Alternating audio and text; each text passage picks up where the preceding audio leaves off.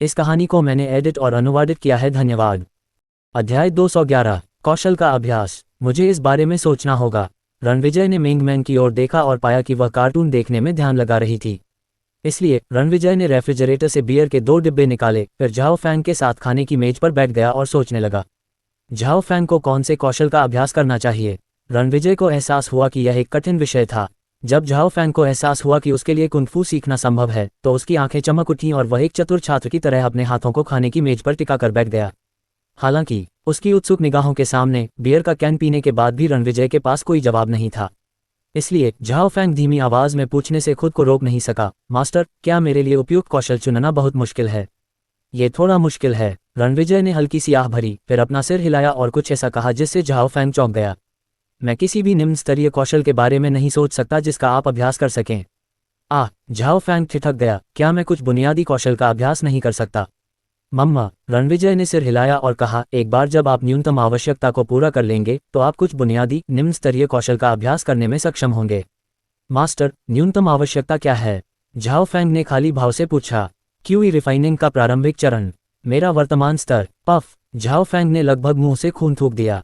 Master न्यूनतम आवश्यकता पर थे। अगर यह खबर सुरक्षा ब्यूरो के कर्मचारियों को पता चलती तो वे चौंक जाते।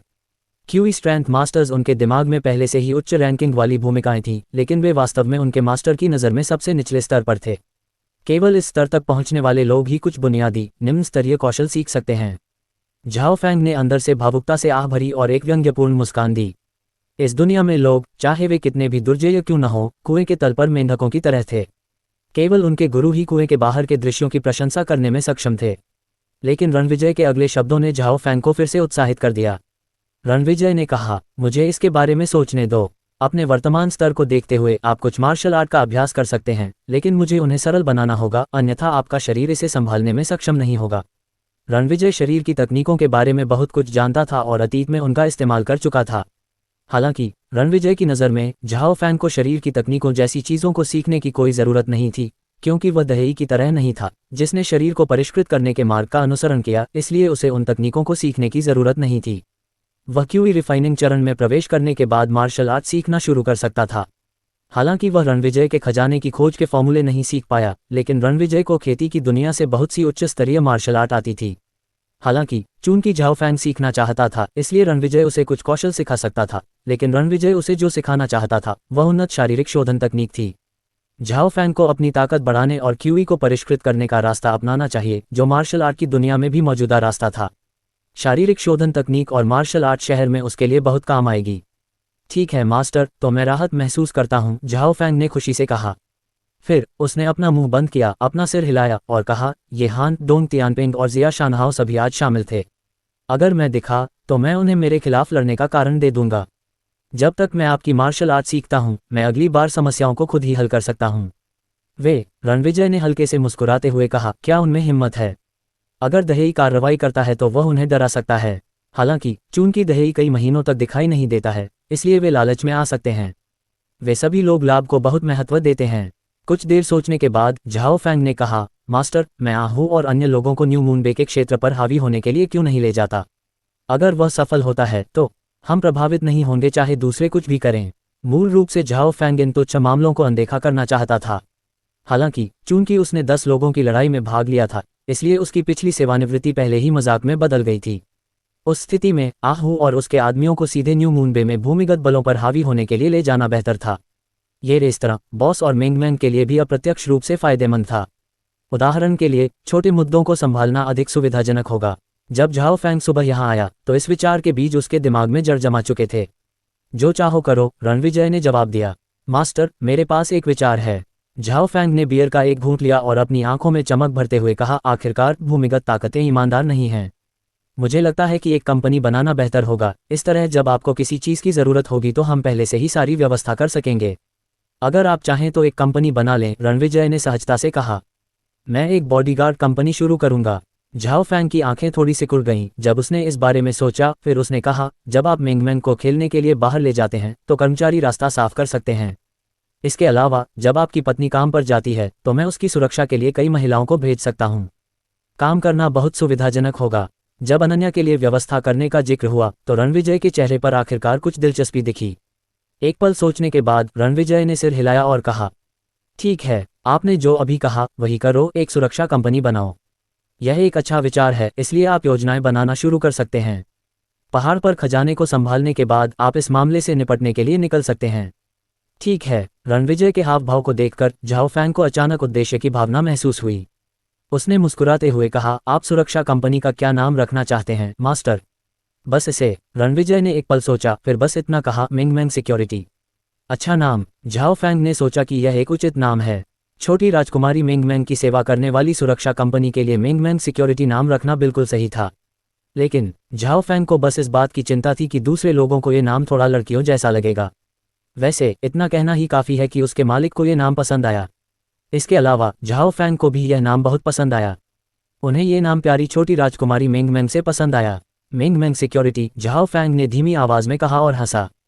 चूंकि उसके दुर्जय मालिक ने इस सुरक्षा कंपनी को अपना पूरा समर्थन दिया था, इसलिए वह पहले से ही कंपनी को हांगकांग में प्रसिद्ध होते हुए देख सकता था। लेकिन वह गलत था। झाओ फैंग को उम्मीद नहीं थी कि मिंगमैंग सिक्योरिटी कुछ ही महीनों में दुनिया की सबसे शक्तिशाली सुरक्षा कंपनी बन जाएगी। ये पूरी दुनिया में प्रसिद्ध हो गई, इतनी कि इस कंपनी के अंगरक्षकों से मुकाबला करना मुश्किल हो गया। रणविजय की अनुमति से झाओ फैंग आराम से काम करने में सक्षम था, इसलिए उसने सुबह कुछ अन्य लोगों से संपर्क किया। उन खजानों से कैसे निपटा जाए, ये भी एक समस्या थी। आखिरकार कोई भी व्यक्ति 1 अरब युआन से अधिक का सौदा नहीं कर सकता था, और बहुत कम लोग ऐसे अज्ञात खजाने को खरीदने की हिम्मत करेंगे। हालांकि झाओ फैंग अभी भी इसे आजमाना चाहता था। उसने कई लोगों को फ़ोन किया, लेकिन आखिरकार उसे आखिरी व्यक्ति से जवाब मिला। मैं एक पुराने मास्टर को जानता हूँ। वह वानकिंग समूह में एक प्राचीन वस्तुओं की दुकान का मालिक है। मैं आपके लिए फ़ोन कर सकता हूँ। ठीक है, धन्यवाद। फ़ोन रखने के 10 मिनट बाद स्क्रीन पर एक अजीब नंबर दिखाई दिया। झाओ फैंग ने फ़ोन उठाया। नमस्ते, मैं झाओ फैंग हूँ। हाँ, मैंने सुना है कि आपके पास बेचने के लिए खजाने का एक बैच है, 1 अरब युआन से अधिक मूल्य का। ये सही है। तुम क्या बेचना चाहते हो? बहुत सारा सोना, कुछ प्राचीन वस्तुएं और कुछ हीरे हैं, झाओ फैंग ने सच्चाई से उत्तर दिया। मुझे इसका निरीक्षण करने देना कब सुविधाजनक होगा? तुम कभी भी आ सकते हो। तुम्हारा पता क्या है? न्यू मून बे। न्यू मून बे। कुछ देर रुकने के बाद लाइन के दूसरी तरफ से बोलने वाले व्यक्ति ने कहा, मेरी महिला न्यू मून बे में है। मैं उसे इस बारे में सूचित करूंगा। ठीक है। अपनी बात समाप्त करने के बाद झाओ फैंग ने फ़ोन रख दिया। दूसरी तरफ के शब्दों से पता चला कि उसके पास खजाना बेचने का मौका था। आधे घंटे बाद झाओ फैंग का सेल फोन फिर से बजा। इस बार एक मीठी आवाज़ वाली महिला ने फ़ोन किया। उसने कुछ विवरण पूछे। उसके साथ अपॉइंटमेंट लेने के बाद झाओ फैंग गाड़ी चलाकर बाहर निकला और उस महिला से मिला, जो एक बड़े शॉपिंग मॉल के गेट पर उसका इंतजार कर रही थी। अरे, क्या ये तुम हो? महिला अचानक से रो पड़ी। माफ़ करना, तुम कौन हो? झाओ फैंग ने संदेह से कहा। मैं कुछ दिन पहले पहली बार मिंगमैंग के लीज रेस्तरां में आई थी। नतीजतन तुम्हें पता है, मैं दोपहर को लंच करने के लिए वहां जाऊंगी।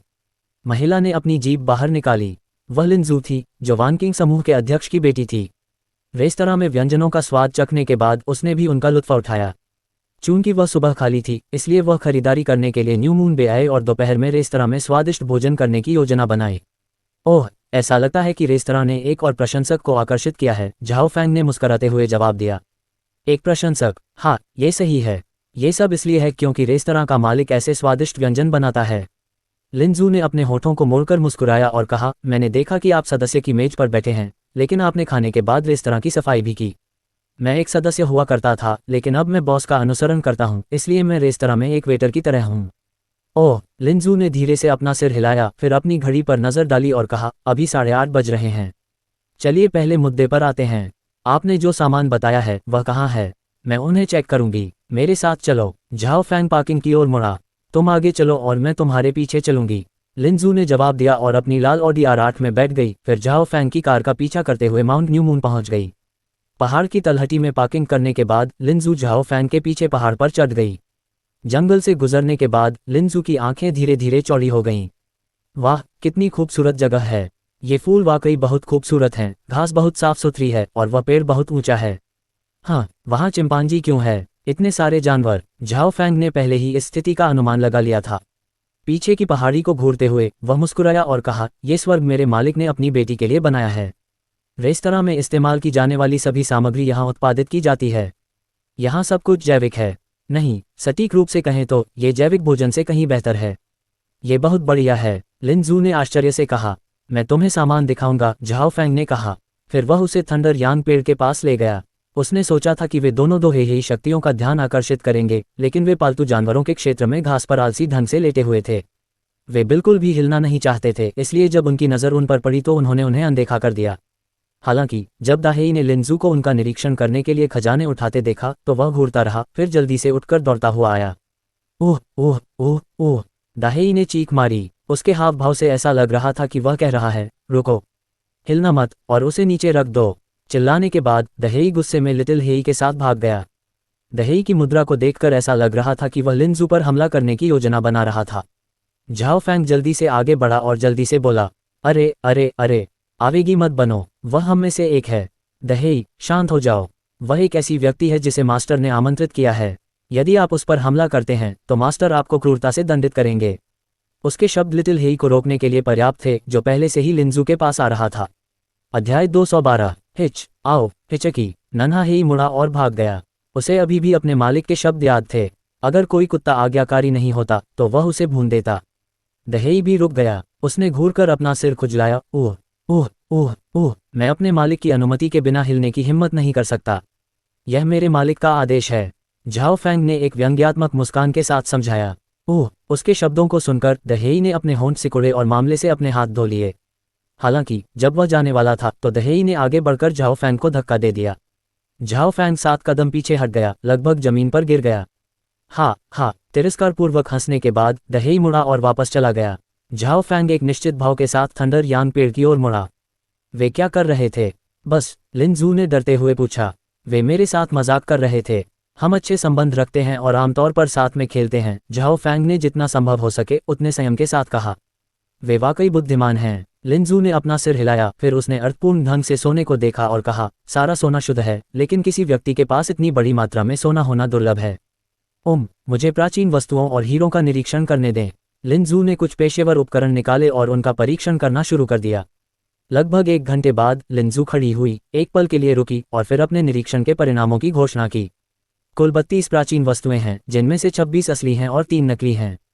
शेष 3, जिन्हें मैं प्रमाणित नहीं कर सकता, उन्हें वापस ले जाना चाहिए और किसी पेशेवर द्वारा सत्यापित किया जाना चाहिए। ये सभी असली हीरे हैं। ओह, अनुमानित मूल्य क्या है? झाओ फैंग ने सिर हिलाते हुए पूछा। कारोबार करीब 1.3 बिलियन युआन का है। इतनी बड़ी रकम के कारण मुझे अपने पिता से सलाह लेनी होगी। बोलते समय लिंजू ने अपना मोबाइल फ़ोन निकाला। ठीक है, लिंजू ने अपना फ़ोन लिया और सामने पहाड़ पर फूलों के समुद्र की ओर चल पड़ी। उसने खूबसूरत फूलों को निहारते हुए अपने पिता का नंबर डायल किया। क्या बात है जुआ, मैं अभी भी मीटिंग में हूँ। अगर कुछ गड़बड़ नहीं हुई तो मैं बाद में तुम्हें कॉल करूँगा, लिन के पिता ने कहा। पिताजी, यह एक बड़ी बात है, लिंजू ने सीधे जवाब दिया। कितना? लिन के पिता ने पूछा। यह शायद 1.3 बिलियन युआन से ज्यादा होगा। कितना? उसके पिता की आवाज़ तेज हो गई। 1.3 बिलियन युआन काफ़ी बड़ी रकम थी।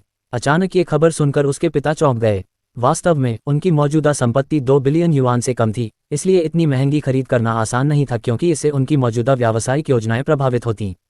हालांकि सब कुछ ब्याज पर निर्भर करता था। अगर मुनाफा मार्जिन ज्यादा होता तो वह उन्हें खरीद लेते, लेकिन उन्हें अभी भी माल के इस बैच के विवरण के बारे में पूछना था। कुल मिलाकर मूल्य 1.3 बिलियन युआन से ज्यादा है। इसमें कई टन सोना, हीरे का एक छोटा सा डिब्बा और 26 असली प्राचीन वस्तुएं शामिल हैं। मैं बाकी 3 प्राचीन वस्तुओं की पहचान नहीं कर सकता, जो सभी कांसे के बर्तन हैं। अगर वे असली हैं तो उनका मूल्य कम नहीं होगा। लिंजू ने उन्हें हर छोटी बड़ी बात बताई। इतना? लिन के पिता की आंखें सिकुड़ गईं और उन्होंने कहा, किसका माल? यह इतनी बड़ी राशि है। क्या माल कानूनी तौर पर हासिल किया गया था? मुझे नहीं पता। मैं सामान के बैच के साथ उस जगह पर हूं और मैंने अभी अभी उनका निरीक्षण किया है। आप कुछ लोगों को देखने के लिए क्यों नहीं लाते? यदि आप सामान के इस बैच को खरीदते हैं तो बहुत सारे लाभ होंगे, लिंजू ने धीमी आवाज में कहा। ठीक है, मैं अभी कुछ लोगों को वहां ले आता हूं। तुम कहाँ हो? मैं स्वर्ग में हूं। क्या? लिन के पिता थोड़े उलझन में थे। मुझे नहीं पता, मुझे एक पल दो और मैं पूछूंगा, लिंजू ने मुस्कुराते हुए कहा। थंडर यांग ट्री पर लौटने और झाओ फैंग से पूछने के बाद उसने अपने पिता को बताया कि वह माउंट न्यू मून पर थी। अपॉइंटमेंट का समय तय करने के बाद लिंजू ने फ़ोन रख दिया। लगभग 1 घंटे बाद उसके पिता ने 7 या 8 लोगों को खरीदा और सामान की फिर से जांच की। लिंजू का आकलन पूरी तरह से सही था। 3 कांस्य बर्तन जिन्हें वह पहचान नहीं पाई थी, वे भी प्रामाणिक थे और वे बहुत प्रभावशाली प्राचीन वस्तुएं थीं, जिससे मूल्यांकनकर्ता उत्साहित हो गए। आहम, लिन के पिता ने धीरे से खांसते हुए झाओ फैंग की ओर देखा और पूछा, क्या मैं सामान की उत्पत्ति के बारे में और पूछ सकता हूँ? आपको मूल के बारे में जानने की जरूरत नहीं है। झाओ फैंग ने अपना हाथ हिलाया और स्पष्ट रूप से कहा, मैं जानना चाहता हूं कि क्या आप इस बैच के सामान को खरीद सकते हैं। इस बैच के सामान के लिए आपको कितना चाहिए? एक पल सोचने के बाद लिन के पिता ने पूछा, मैंने पहले ही इस बैच के सामान के बारे में किसी से बात की है और मुझे इसकी कीमत पता है। बस मुझे एक कीमत बताओ। मुझे लगता है कि हम सीधे सौदा कर सकते हैं, झाओ फैंग ने दिल से कहा। लिन के पिता सोच में डूबे हुए थे।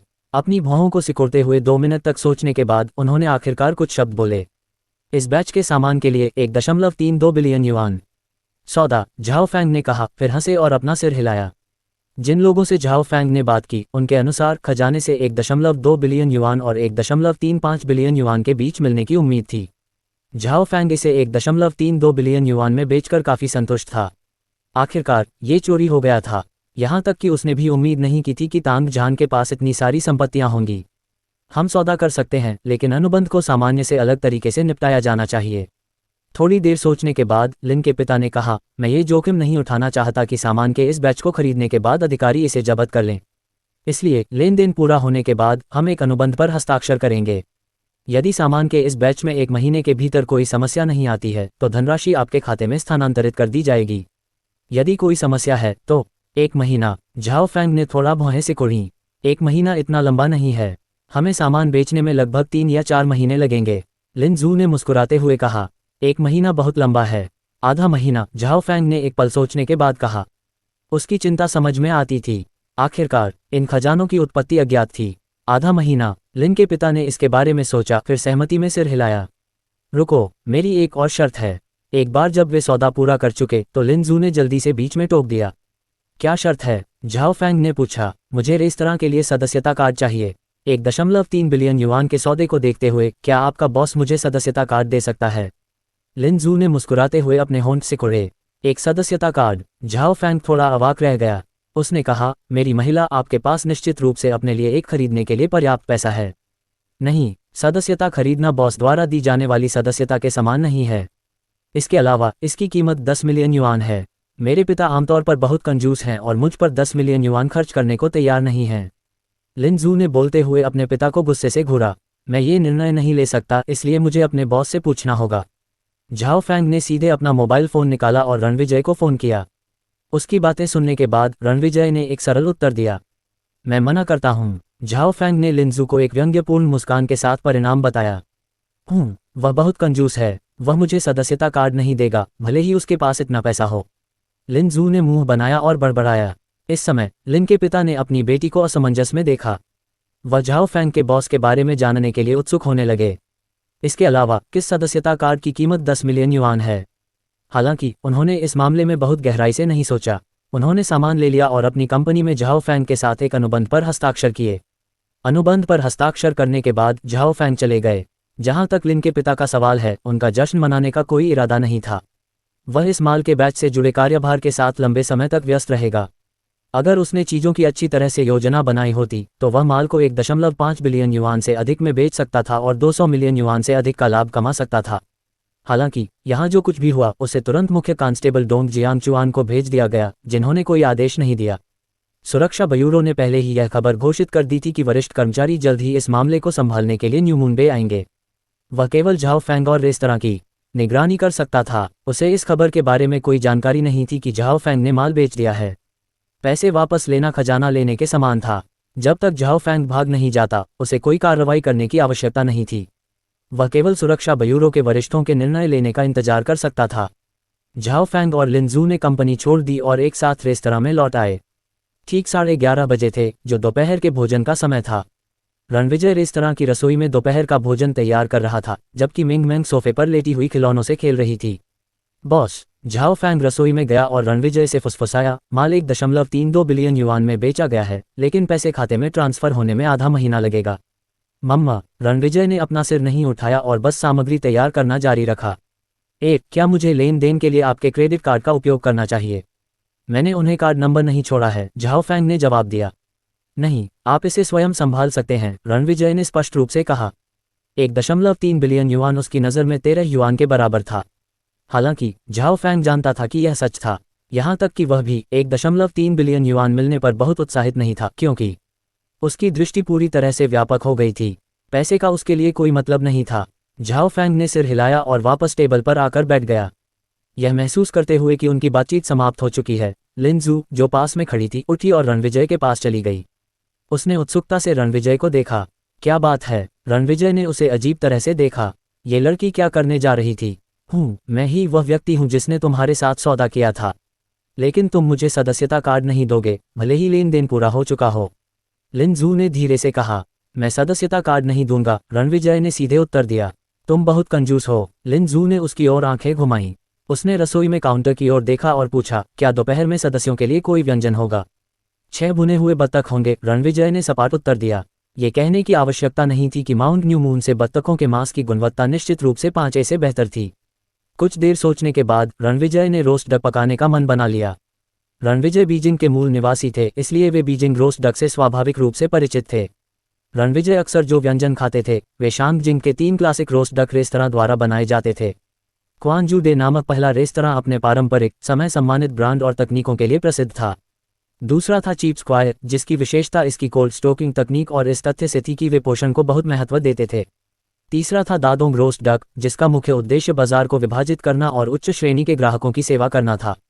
यह विदेशी मेहमानों के लिए रोस्ट डक का स्वाद लेने के लिए मुख्य स्थानों में से एक था। गुरगल, लिन जू ने चुपके से अपनी लार निगल ली क्योंकि उसके दिमाग में स्वादिष्ट रोस्ट डक तैर रहे थे जिससे उसका पेट गुर्रा रहा था। रणविजय को देखने के बाद, जो शांत था, उसने जोर से नाक सिकुड़ी और कहा, बहुत बढ़िया, तुम जीत गए। ठीक है, मैं सदस्यता कार्ड खरीदूंगी। कितना कंजूस मालिक है। मैं कैसे भुगतान करूं? मेरे साथ आओ। झाओ फैंग मुस्कुराया, फिर उठकर लिन जू को लैपटॉप के साथ बार में ले गया। जिसके बाद उसने दराज से रणविजय का बैंक कार्ड निकाला।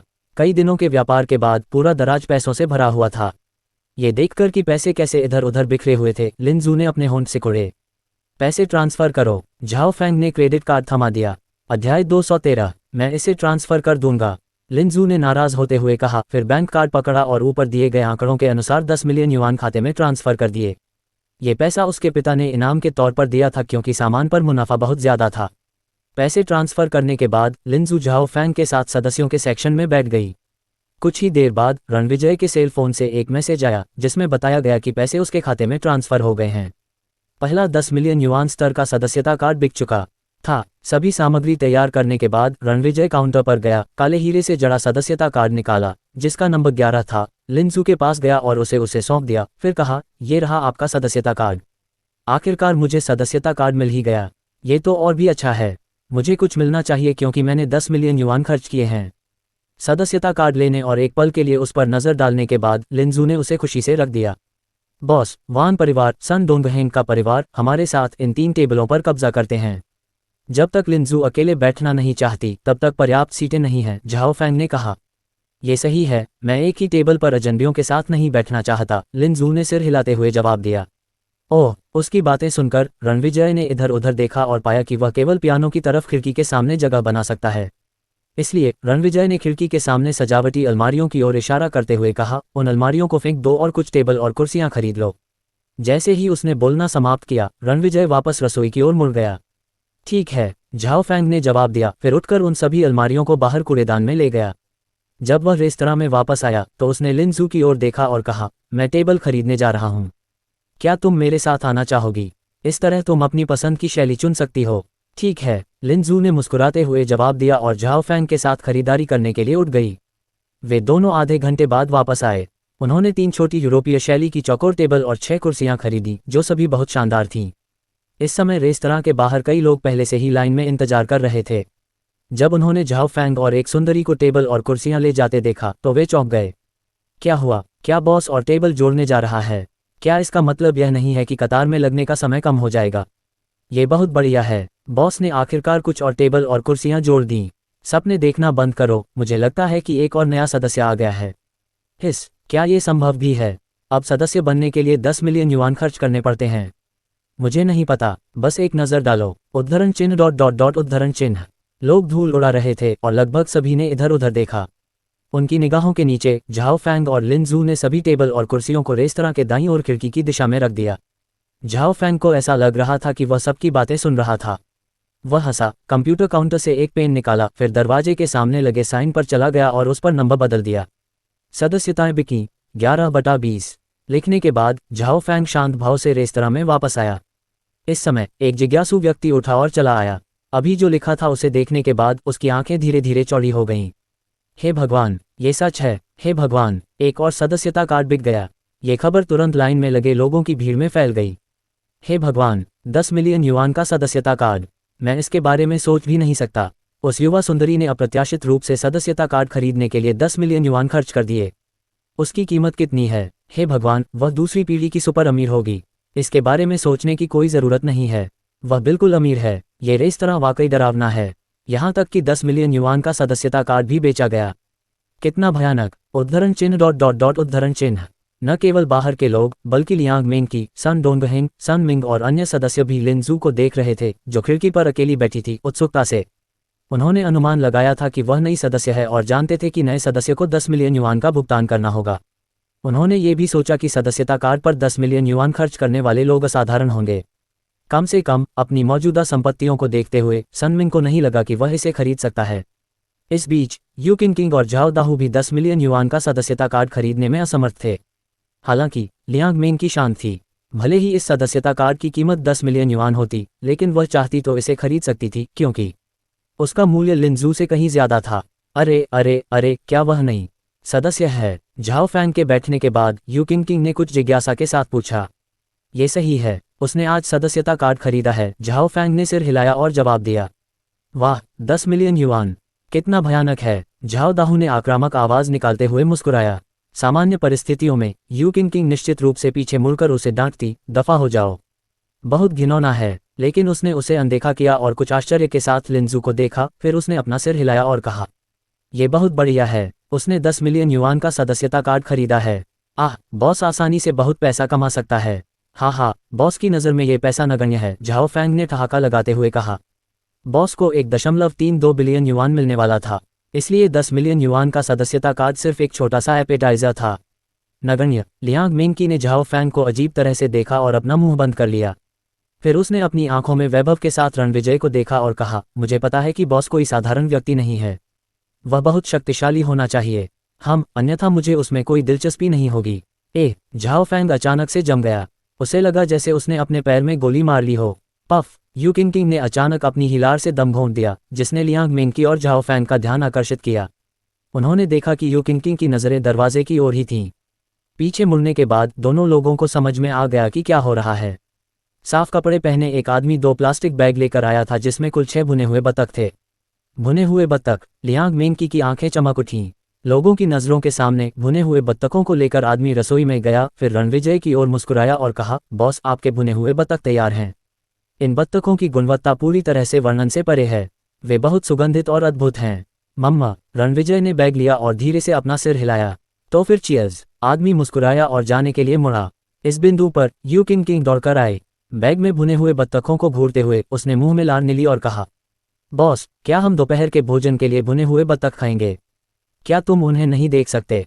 रणविजय कुछ अवाक रह गया। 6 भुने हुए बत्तख वहीं थे। वह ऐसा सवाल क्यों पूछ रही थी? हाँ, ये बहुत बड़ा आश्चर्य है। यू किंग को शर्मिंदगी महसूस नहीं हुई, बल्कि वह मुस्कुराई और वापस चली गई। झाओ फैंग, क्या ये भुने हुए बत्तख खरीदे गए हैं या नहीं? लियांग मेंकी ने झाओ फैंग की ओर देखा और पूछा। ये सबसे अच्छी गुणवत्ता वाले स्थानीय बत्तख हैं जिन्हें बॉस ने पाला है। आप बाद में कुछ खा सकते हैं।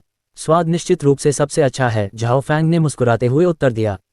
मैं और खाऊंगा। लियांग मेंकी ने अपनी जीभ बाहर निकाली और अपने होंठ चाटे। लियांग मेंकी को देखकर झाओ फैंग कुछ हद तक चकित हो गया। उसे लगा कि लियांग मेंकी की सहज हरकतें बहुत सेक्सी थीं। अब जब भुने हुए बत्तख आ गए थे, तो रणविजय ने जल्दी से पैन से अंडे के तले हुए चावल निकाले और 6 भुने हुए बत्तखों को 6 अलग अलग प्लेटों पर रख दिया। बिना पीछे मुड़े रणविजय ने अपनी बांह से पीछे हाथ बढ़ाया और चाकू धारक से छीलने वाला चाकू निकाला। इस समय सभी ने देखा। वे जानते थे कि बॉस कुछ दिलचस्प करने वाला था। जरूर। लोगों की निगाहों के नीचे चाकू चमक उठा। रणविजय का हाथ हिलने लगा और चाकू ने बत्तखों को तेजी से काटा। हालांकि जब उसने 6 बत्तखों को काटना समाप्त कर दिया, तो उनकी बाहरी शक्ल बिल्कुल भी नहीं बदली थी। क्या हुआ? क्या बॉस ने जो कुछ भी किया वह सिर्फ दिखावे के लिए था? लोग हैरान और संदिग्ध थे। यहाँ तक कि झाओ भी दाहू ने अजीब तरीके से कहा, अरे, भुने हुए बत्तखों में कोई बदलाव नहीं आया है। बॉस के चाकू से बत्तखें नहीं कटी, है न? हालांकि रणविजय की अगली हरकत ने सभी को चौंका दिया। उसने 2 उंगलियां फैलाईं और सबसे बाहरी प्लेट से बत्तख का सिर पकड़ा, फिर उसे धीरे से उठाया। खटपट, बत्तख का पूरा कंकाल सीधे बाहर आ गया। मांस को एक समान आकार के टुकड़ों में काटा गया था, जैसे कोई खूबसूरत तस्वीर हो। फिर दूसरा, तीसरा, हर बार जब रणविजय बत्तख का सिर पकड़ता तो वह पूरा कंकाल बाहर निकाल लेता। भुने हुए बत्तख के मांस के टुकड़े इतने सटीक तरीके से काटे गए थे कि हर कोई उसकी रूपरेखा भी देख सकता था। क्या, हे भगवान, ये बिल्कुल आश्चर्यजनक है। प्राचीन काल में कुशल और जादुई शिल्प कौशल के लिए इतना कुछ। लोग इतने हैरान थे कि वे खाना लेना भी भूल गए और सभी काफी देर तक चुपचाप बैठे रहे। जब तक रणविजय ने सामग्री तैयार करके गोल मेज पर भुने हुए बत्तख की 2 प्लेटें नहीं रखीं, तब तक लोगों ने कोई प्रतिक्रिया नहीं की। लियांग मेंगकी और बाकी सभी लोग वहां गए और अपने कटोरे में नूडल सूप या एग फ्राइड राइस भर लिया। इसके बाद वे रोस्ट डक और कुछ अन्य साइड डिश के साथ इसका आनंद लेने के लिए अपनी सीटों पर लौट आए। हालांकि चूंकि वहां बहुत सारे साइड डिश थे, इसलिए उन्हें नहीं पता था कि उसने उन्हें क्यों तैयार किया था, इसलिए उन्होंने रणविजय की ओर देखा। रणविजय ने हंसते हुए कहा। मेंगमैन को खिलाते हुए उन्होंने समझाया, असली पेकिंग डक खाने के 3 तरीके हैं। पहला तरीका उन लोगों के लिए उपयुक्त है जो स्कैलियन या लहसुन नहीं खाते हैं। आप कुरकुरी बत्तख की खाल को थोड़ी सी सफ़ेद चीनी में डुबोते हैं। इसका स्वाद मीठा होता है और इसकी महक बहुत अच्छी होती है। ये लो मेंगमैन, इसका स्वाद लो। बोलते हुए रणविजय ने त्वचा वाला मांस का एक टुकड़ा उठाया और उसे सफ़ेद चीनी में डुबोया, फिर उसे मेंगमैन के मुंह में डाल दिया। ये बहुत स्वादिष्ट, मीठा और सुगंधित है, मेंगमैन ने अपनी छोटी भुजाएं हिलाते हुए कहा। लियांग मेंगकी और अन्य लोगों ने भी इसे आजमाया, लेकिन उन्हें एहसास हुआ कि जब भुने हुए बत्तख को इस तरह खाया गया जैसा उन्होंने पहले कभी नहीं खाया था, तो इसका स्वाद अलग था। खासकर लिंजू, जो एक तरफ सिर हिला रही थी, उसे इसका स्वाद बहुत पसंद आया। इसे खाने का दूसरा तरीका है प्याज के टुकड़े और मीठे आटे का पेस्ट डालना। आप खीरे के टुकड़े और मूली के टुकड़े भी डाल सकते हैं। चॉपस्टिक की मदद से थोड़ा मीठा आटा लें, इसे कमल के पत्ते के केक पर फैलाएं, भुने हुए बत्तख के कुछ स्लाइस, कुछ प्याज के टुकड़े और खीरे के कुछ टुकड़े या मूली के टुकड़े डालें। फिर आप कमल के पत्ते के केक को रोल करें। मेंगमैन, इसे आजमाएं। रणविजय ने मेंगमैन के लिए एक रोल किया। मेंगमैन ने इसे पकड़ा और इसे चबाया। उसके हाव भाव से हर कोई बता सकता था कि यह स्वादिष्ट था। लियांग मेंगकी और कुछ अन्य लोगों ने पहले भी इस तरह से कोशिश की थी, लेकिन उन्होंने जो भुना हुआ बत्तख खाया था वह यहाँ के भुने हुए बत्तख जितना स्वादिष्ट नहीं था। बत्तख के मांस और कुरकुरी त्वचा का शुद्ध स्वाद निश्चित रूप से जीवन के सरल सुखों में से एक था। इसे खाने का तीसरा तरीका है मसला हुआ लहसुन और मीठे आटे का पेस्ट डालना या मूली के टुकड़े आदि डालना। कमल के पत्तों के केक के साथ बत्तख का मांस खाना भी प्राचीन काल में एक लोकप्रिय व्यंजन था। मसला हुआ लहसुन चिकनाई का प्रतिकार कर सकता है। मसले हुए लहसुन और मीठे आटे के पेस्ट में बत्तख के मांस के स्लाइस को डुबोने से मसालेदार स्वाद आ सकता है। इन चीज़ों की वजह से इसका एक अनूठा स्वाद होगा। मेंगमैन, इसे आजमाएं। रणविजय ने फिर से बत्तख का रोल बनाया। अध्याय 214। मेंगमैन ने डक रोल लेने के बाद उसमें से एक निवाला खाया। फिर उसने अपनी छोटी बांह को आगे बढ़ाया और रोल को रणविजय को थमा दिया। फिर एक नर्म आवाज में उसने कहा, पापा, आपको भी कुछ खाना चाहिए। इसे खाओ, सारा स्वादिष्ट खाना मेंगमैन को मत दो। हाँ, ठीक है। रणविजय ने हल्की हंसी की और डक रोल का एक छोटा सा निवाला खाया। अब तक ये रणविजय का पहला निवाला था जो मेंगमैन ने उसे जन्म के बाद से दिया था। उसने हमेशा अपनी प्यारी बेटी को सबसे पहले अवचेतन रूप से स्वादिष्ट भोजन दिया था। शायद यह एक आदमी के विकास को दर्शाता है, साथ ही एक पिता का अपनी बेटी के प्रति अवचेतन प्रेम भी। जब वे खा रहे थे तो वांग कियांग और वुलियंग वांग येहान और सूयू के साथ आए। मेंगमैन, मेंगमैन, मेंगमैन, मेंगमैन, मैं आ रहा हूँ। वांग येहान ने उत्साह से चिल्लाया। अरे, तुम इतनी देर से क्यों आए? मुझे तुम्हारी बहुत याद आई। येहान, आओ और भुने हुए बत्तख का मजा लो, ये बहुत स्वादिष्ट है। मेंगमैन ने अपना छोटा सा मुंह सिकोड़ा और कहा, भुने हुए बत्तख, मुझे ये पसंद है। अरे अरे अरे। मुस्कुराते हुए वांग येहान मेंगमैन के पास बैठने के लिए दौड़े। चाची, कृपया बैठ जाइए, कृपया यहाँ बैठिए। मेंगमैन ने वांग येहान की बाईं ओर इशारा किया। धन्यवाद मेंगमैन। सूयू मुस्कुराए और बैठ गई। ये बहुत बढ़िया लग रहा है। वांग येहान ने प्लेट पर भुने हुए बत्तख को देखा। उसके मुंह से लार लगभग टपकने लगी। उसके बगल में बैठी सूयू भी कुछ बेहतर नहीं थी। एक अमीर युवती के रूप में सूयू ने बहुत स्वादिष्ट भोजन खाया था, लेकिन यहाँ के भोजन ने उसे अब तक का सबसे अच्छा भोजन अनुभव दिया। भुने हुए बत्तख के टुकड़ों को देखते हुए सूयू भी काफी उत्साहित हो गई। येहान, इसे सीधे मत खाओ, तुम्हें इसे ठीक से खाना चाहिए। इसके कई तरीके हैं। बोलते हुए मेंगमैन ने रणविजय की ओर देखा। रणविजय ने फिर से 3 तरीके दिखाए। सूयू ने इसे शालीनता से तैयार किया। उसने ठीक से लपेटे हुए डक रोल वांग येहान को दिए, जिसने जल्दी से एक गटक लिया। वास्तविकता ने साबित कर दिया था कि उसका अधिक वजन होना क्यों उचित था। इस बीच हालांकि लिंजू ने अपना सिर नहीं घुमाया, लेकिन वह पूरी तरह से कान लगाए बैठी थी। उसने रणविजय द्वारा बताए गए 3 तरीकों से रोस्ट डक को आजमाया और स्वाद ने उसे मोहित कर दिया। हालांकि उसका पसंदीदा तरीका बत्तख की खाल को थोड़ी सफ़ेद चीनी में डुबाना था। हल्के से मदहोश होकर लिन जू ने अपना लंच खत्म किया। हालांकि सदस्यों ने बहुत खुशी से खाया, लेकिन सामान्य ग्राहकों के लिए यह एक कठिन अनुभव था। लेकिन इस बार उनके लिए ये थोड़ा आसान था, क्योंकि पियर्सन, जिसका मुंह मशीन गन जैसा था, यहाँ नहीं था। अगर वह वहाँ होता तो यह उनके लिए एक बुरा सपना होता। मेंग मैंग ने खाना खत्म करने के बाद वांग यीहान से खुशी से बात की। जल्दी करो यीहान। नहीं, मैं अभी भी बहुत कुछ खा सकती हूँ। वांग यीहान ने खाना खाते हुए स्पष्ट रूप से उत्तर दिया। ओह मैं तुम्हें स्वर्ग में ले जा रहा हूँ। ये बहुत सुंदर है। मेरे पापा ने इसे मेरे लिए बनाया है। वहाँ बड़ी हीही और छोटी हीही हैं और बहुत सारे कुत्ते हैं। ओह, मैं अक्सर उनसे मिलने जाती हूँ। वे मेरे अच्छे दोस्त हैं, मेंग मैंग ने अपने छोटे से मुंह से कहा। बहुत सारे कुत्ते। वांग यीहान की आंखें चमक उठी जब उसने कुछ झिझक के साथ मेंग मैंग की ओर देखा। हाँ, बहुत सारे कुत्ते हैं। कृपया जल्दी से खाएं और हम तुम्हारे खत्म होने के बाद चलेंगे। फिर मैं। वांग यीहान ने उसके हाथ में डक रोल पर नजर डाली। हालांकि वह पूरी तरह से भर चुकी थी, फिर भी वह और भी कुछ खाना चाहती थी, इसलिए उसने जल्दी से अपने मुंह में बत्तख का मांस ठूंसा, फिर कुर्सी से उछलकर बोली, मैंने खाना खत्म कर दिया है। हंसी। मेंग मैंग मुस्कुराए, रणविजय की ओर देखा और कहा, पापा चलो स्वर्ग में चलते हैं और खेलते हैं। यीहान और मैं दोनों तैयार हैं। ठीक है। रणविजय ने पहले सिर हिलाकर सहमति जताई, फिर धीरे से मुस्कुराया, लेकिन तुम्हें खाने के बाद कुछ मिनट आराम करना होगा, और यीहान की माँ ने अभी तक खाना खत्म नहीं किया है। 10 मिनट इंतजार करने के बारे में क्या ख्याल है? इसमें बहुत समय लगेगा। मेंग मैंग ने मुंह बनाया। अरे चलो बस थोड़ी देर इंतजार करते हैं, मैं कुछ और खाना चाहूंगी। वांग यीहान बहुत तेजी से कुर्सी पर वापस चढ़ गया। वांग यीहान, तुम अब और नहीं खा सकते। तुमने लगभग आधी बत्तख खा ली। तुम और मोटे नहीं हो सकते, सुयू ने भौहें सिकोड़ते हुए कहा। तो मैं सिर्फ एक और टुकड़ा खाऊंगी, ठीक है? बेफिक्र वांग यीहान ने बातचीत के लहजे में कहा। लेकिन छोटी लड़की के हाव भाव से सुयू को पता था कि अगर वह सहमत नहीं हुई तो शायद वह रोएगी। इसलिए सुयू ने थोड़ी आह भरी और कुछ हद तक असहाय स्वर में कहा, ठीक है, तो एक आखिरी टुकड़ा। लेकिन उसके बाद और नहीं। चूंकि यह आखिरी टुकड़ा है, इसलिए कृपया इसे ज्यादा बड़ा बनाएं, वांग यीहान ने खुशी से कहा। अंत में सुयू ने उसे एक मध्यम आकार का रोल दिया और उसने इसे खत्म करने के बाद और नहीं मांगा। कुछ मिनट बाद जब सुयू ने भी खाना खत्म कर लिया तो मेंग मैंग, जो पूरे समय उसे घूर रही थी, ने अचानक पूछा, पापा क्या अब हम चलें? हम यहाँ हैं, चलो।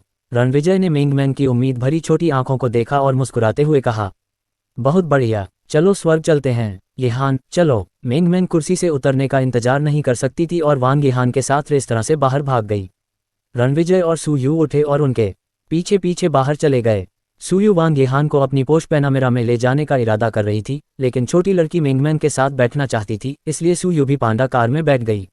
जब वे माउंट न्यू मून पहुंचे तो सुयू वास्तव में दृश्यों से हैरान थी। कितनी खूबसूरत जगह है। रणविजय, क्या आपने इसे सिर्फ मेंग मैंग के लिए बनवाया है? सुयू ने उत्सुकता से पूछा। मम्मा, रणविजय ने सिर हिलाया। यह अद्भुत है। सुयू जानती थी कि इस तरह की जगह बनाने में बहुत पैसा खर्च होगा। ऐसा लग रहा था कि रणविजय बहुत ही अनोखे थे और उनका स्वाद भी बढ़िया था। इससे रणविजय के बारे में उनका मूल्यांकन काफी बढ़ गया। जैसे जैसे वे आगे बढ़े, सुयू फूलों के समुद्र से मंत्रमुग्ध हो गई। उसने धीरे से कहा, कितने आकर्षक फूल हैं। उनका आकार एकदम सही है। अगर तुम इसे किसी लड़की को दोगे तो तुम उसका दिल जरूर जीत लोगे। उसने सोचा, अगर वांग जियाविन उसके पीछे भागते समय उसके लिए इतने सुंदर फूल लेकर आया होता तो शायद वे आधे साल पहले ही मिल गए होते। ओह, हालांकि रणविजय को अचानक कुछ याद आ गया। उसने सुगंधित गुलाबों पर नजर डाली और झिझक गया। ऐसा लग रहा था कि अनन्या को भी वे फूल बहुत पसंद थे। जब वह वापस आए, रणविजय को लगा कि वह कुछ कर सकता है। ये सिर्फ मेंग मैंग के रहने की व्यवस्था से जुड़ी समस्याओं की वजह से नहीं था। उसके मन में भी यही विचार था। उसे लग रहा था कि अनन्या उसे और भी ज्यादा आकर्षक लग रही थी। उसके सहज शर्मीले शब्द, उसकी कभी कभार दिखने वाली आकर्षक आंखें, उसकी बार बार की हरकतें, उसकी हंसी और मुस्कुराहट, ये सब रणविजय के दिमाग में कौंध रहे थे। उसे पता था कि यह प्यार नहीं हो सकता, लेकिन कम से कम यह एक क्रश के स्तर का तो था। क्या मिस्टर रणविजय ने ये फूल उगाए हैं या किसी और ने? सुयू ने पीछे मुड़कर उत्सुकता से पूछा। मैंने उगाए हैं। ये वाकई प्रभावशाली है। ऐसा लगता है कि मिस्टर रणविजय एक मास्टर माली होंगे क्योंकि आप इतने सुंदर फूल उगा सकते हैं, सुयू ने हल्की मुस्कान के साथ कहा। महारत मेरे बस की बात नहीं है। रणविजय ने अपना सिर थोड़ा हिलाया। फूल उगाना, उसे नहीं पता था कि यह कैसे किया जाता है क्योंकि उसने कभी इस बारे में अध्ययन नहीं किया था। उसने बस ये फूल लगाए और वे स्वाभाविक रूप से अपनी सबसे उत्तम अवस्था में उगाए। वाह, ये वास्तव में एक गोरिल्ला है। ये वास्तव में एक बड़ा गोरिल्ला है। जब सुयू ने दहेई को देखा तो वह जोर से चिल्लाए। रास्ते में मेंग मैंग ने उन्हें दहेई और लिटिल हेई के बारे में पहले ही बता दिया था, इसलिए वह मनोवैज्ञानिक रूप से तैयार थी और दहेई को देखकर चौंकी नहीं। दहेई, गले लगाओ और मुझे ऊपर फेंक दो, मेंगमैन ने अपनी छोटी बाहें फैलाते हुए चिल्लाया। ओह! दहेई ने मेंगमैन को धीरे से उठाया और उसे हवा में फेंक दिया। इस दृश्य ने सुयू को चौंका दिया क्योंकि उसे उम्मीद नहीं थी कि गोरिल्ला इतना मानवीय होगा। जब रणविजय और सुयू करीब आए तो मेंगमैन पहले से ही चिल्ला रही थी, ओह दहेई, मुझे नीचे उतारो, ये यिहान की बारी है। इसलिए दहेई ने मेंगमैन को छोड़ दिया और अपनी हथेलियां फैलाकर मेंगमैन की कमान में वांग यिहान को उठाने की तैयारी की। अरे अरे अरे, क्या मैं ये कर सकता हूँ? वांग यिहान ने थोड़ी घबराहट के साथ कहा। हाँ, यह मजेदार है, ये बहुत दिलचस्प है। मेंगमैन ने यिहान के साथ अपना अनुभव साझा किया। अंत में वांग यिहान को उड़ने का एहसास हुआ। दहेई ने सुयू पर ध्यान नहीं दिया। चूंकि वह परिचारिका नहीं थी इसलिए वह उसे ऊंचा नहीं फेंकेगा। थोड़ी देर खेलने के बाद मेंगमैन वांग यिहान को पीछे के पहाड़ में पालतू जानवरों के क्षेत्र में ले गया। जब यिहान ने इतने सारे कुत्तों को देखा तो उसकी आंखें चमक उठीं। हालांकि सुयू थोड़ी चिंतित थी। आखिरकार कुत्तों पर बैक्टीरिया होते हैं। हालांकि उसे भी कुत्ते पसंद थे लेकिन उनके घर पर कोई पालतू जानवर नहीं था क्योंकि यिहान अभी भी एक बच्चा था। सुयू के हाव भाव देखकर रणविजय ने अपना सिर थोड़ा हिलाया। उसने समझाया कि माउंट न्यू मून पर कुत्ते साफ सुथरे और स्वस्थ हैं और वहां कोई बैक्टीरिया नहीं है जिससे डरना पड़े, लेकिन सुयू अभी भी संशय में थी। आखिरकार उसे ये थोड़ा अजीब लगा लेकिन उसने कुछ नहीं कहा। चूंकि वे आए थे इसलिए उसे अपनी बेटी को मौज मस्ती करने देना चाहिए। हालांकि सुयू वास्तव में पीछे के पहाड़ में पशुधन और रोपण क्षेत्र को देखकर आश्चर्यचकित थी। उसने मन ही मन पिता के रूप में उस व्यक्ति की महानता की प्रशंसा की। हालांकि वांग यिहान थोड़ा ईर्ष्यालु था और उसने कहा, मैं अपने पिता से भी स्वर्ग बनाने के लिए कहूंगा। उसके शब्दों ने ऐसा किया कि सुयू को समझ में नहीं आया कि हंसे या रोए। अगर वांग जियावेन के पास इस तरह का हुनर होता तो वह बहुत पहले ही उसकी गर्लफ्रेंड बन चुकी होती। दोपहर 4 बजे अनन्या ने फोन किया।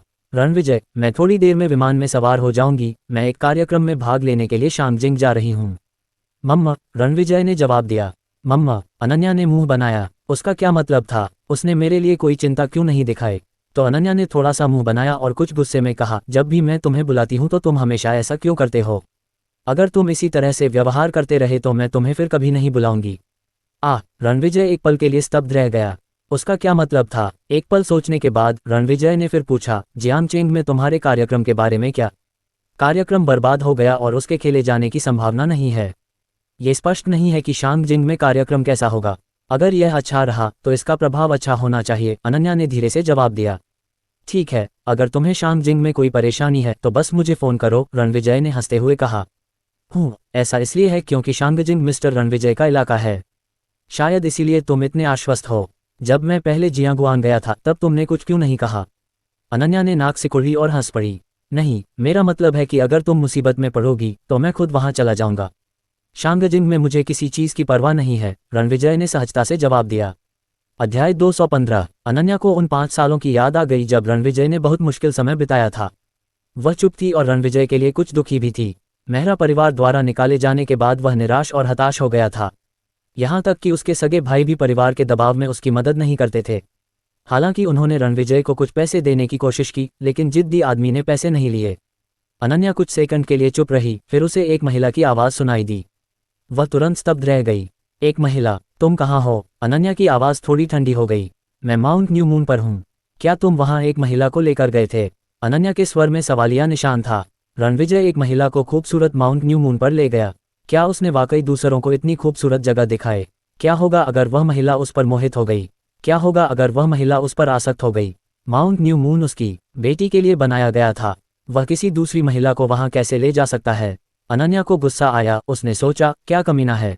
एक और औसत और घिनौना आदमी, एक बहुत बड़ा कमीना। जब वह दूर थी तो उसने वास्तव में दूसरी महिलाओं के साथ संबंध बनाए। रणविजय को अनन्या के स्वर में गुस्सा महसूस हुआ।